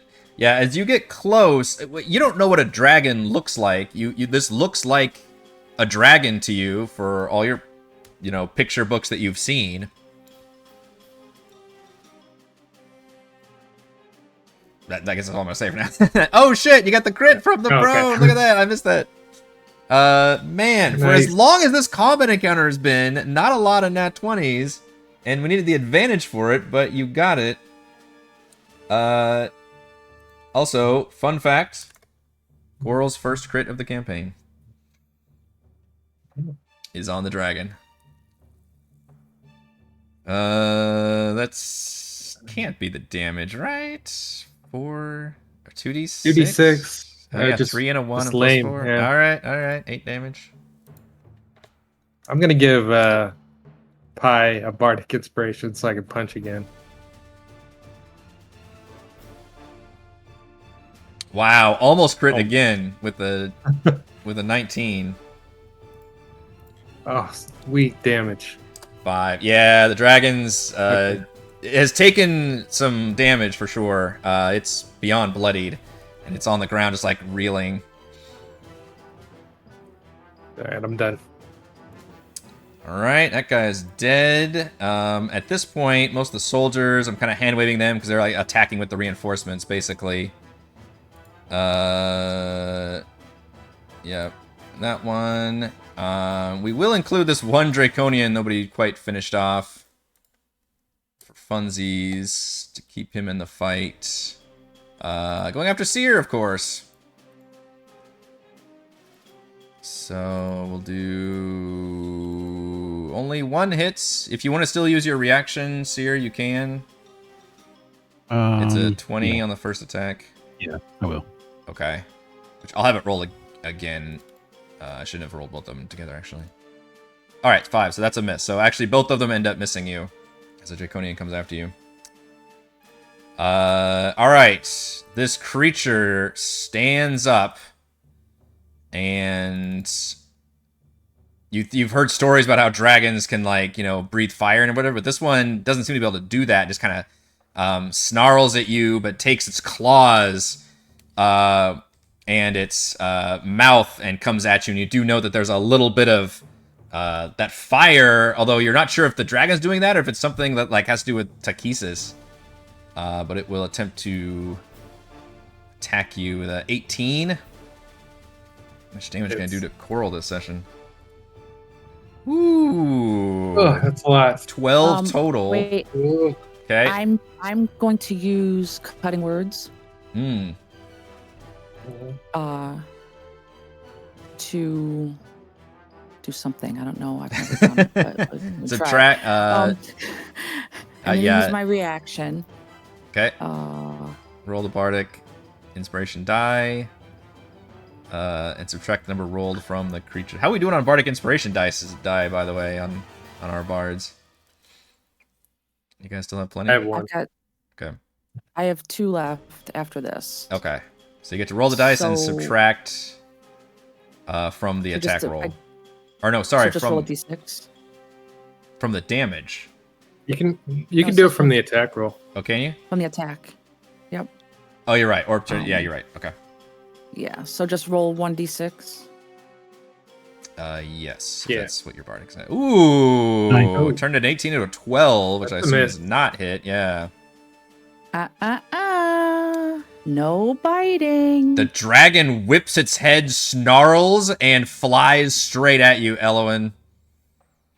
And attempts to rend you. And again, it takes off in flight, so It is not going to trigger an attack of opportunity, and it's just going to try to rake you with its claws as it springs over in fury. 15? Miss. Ooh, okay. You managed to dodge out of the way as it springs up and gets, we'll say, about 20 feet in the air. Alright, let's go to Cere. That creature came up again, and like this time, like her amulet like floats off of her, like as the dragon's down here, and this is how I'm gonna cheat and attack without attacking. Yeah, I like it.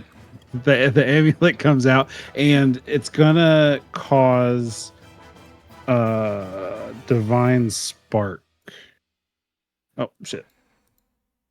How does this game work? It's too late. Oh, things are failing now. We've lost engine 2. Divine spark. Okay, so it needs to roll a con save. The one that's attacking Cere right now. Okay. The Draconian, yeah. Okay, that's fail. Okay, so it failed, so it takes the 11 damage. Radiant damage. Ooh, all right. You do the same thing then. Once again, you blast it with radiant light, and that causes it to turn to stone, defeating it, but does make you make a con save to avoid the restraining gas. It expels, which you fail and become restrained again. Wait, I've got a 4. I don't think I can roll Bardic Inspiration and get high enough. Yeah. All right, Raven once again commands the forces, which now you can see them kind of locking in, and if you can't tell, I'm kind of hand-waving, so don't worry about fighting these guys. The soldiers can handle all of those. You do still have the dragon now flying, is very wounded, and has only recently taken off in flight about 20 feet in the air. Rowan. So Rowan will move his hunter's mark to the dragon.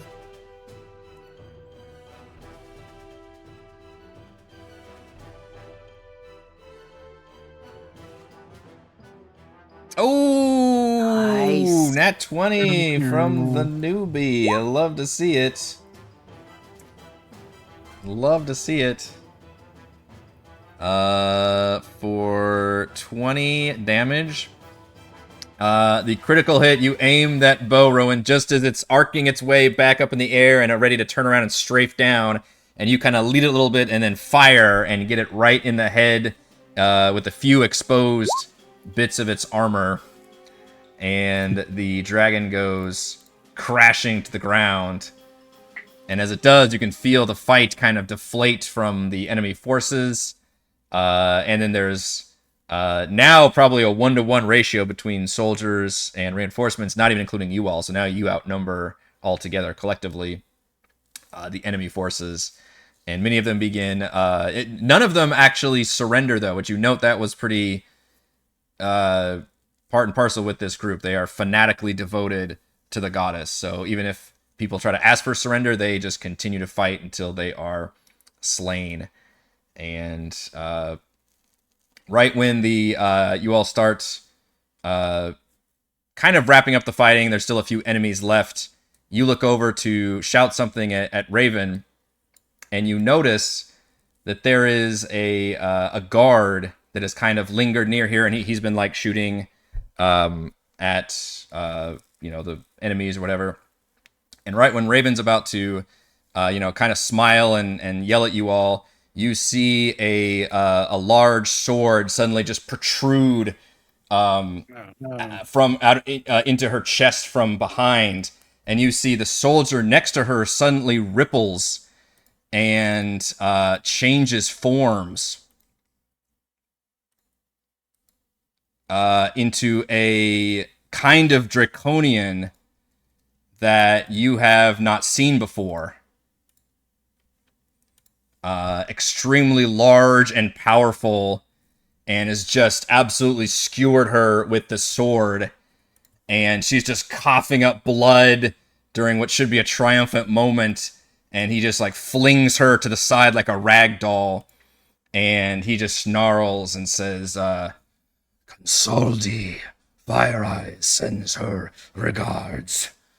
The fort is yours. The war will be ours.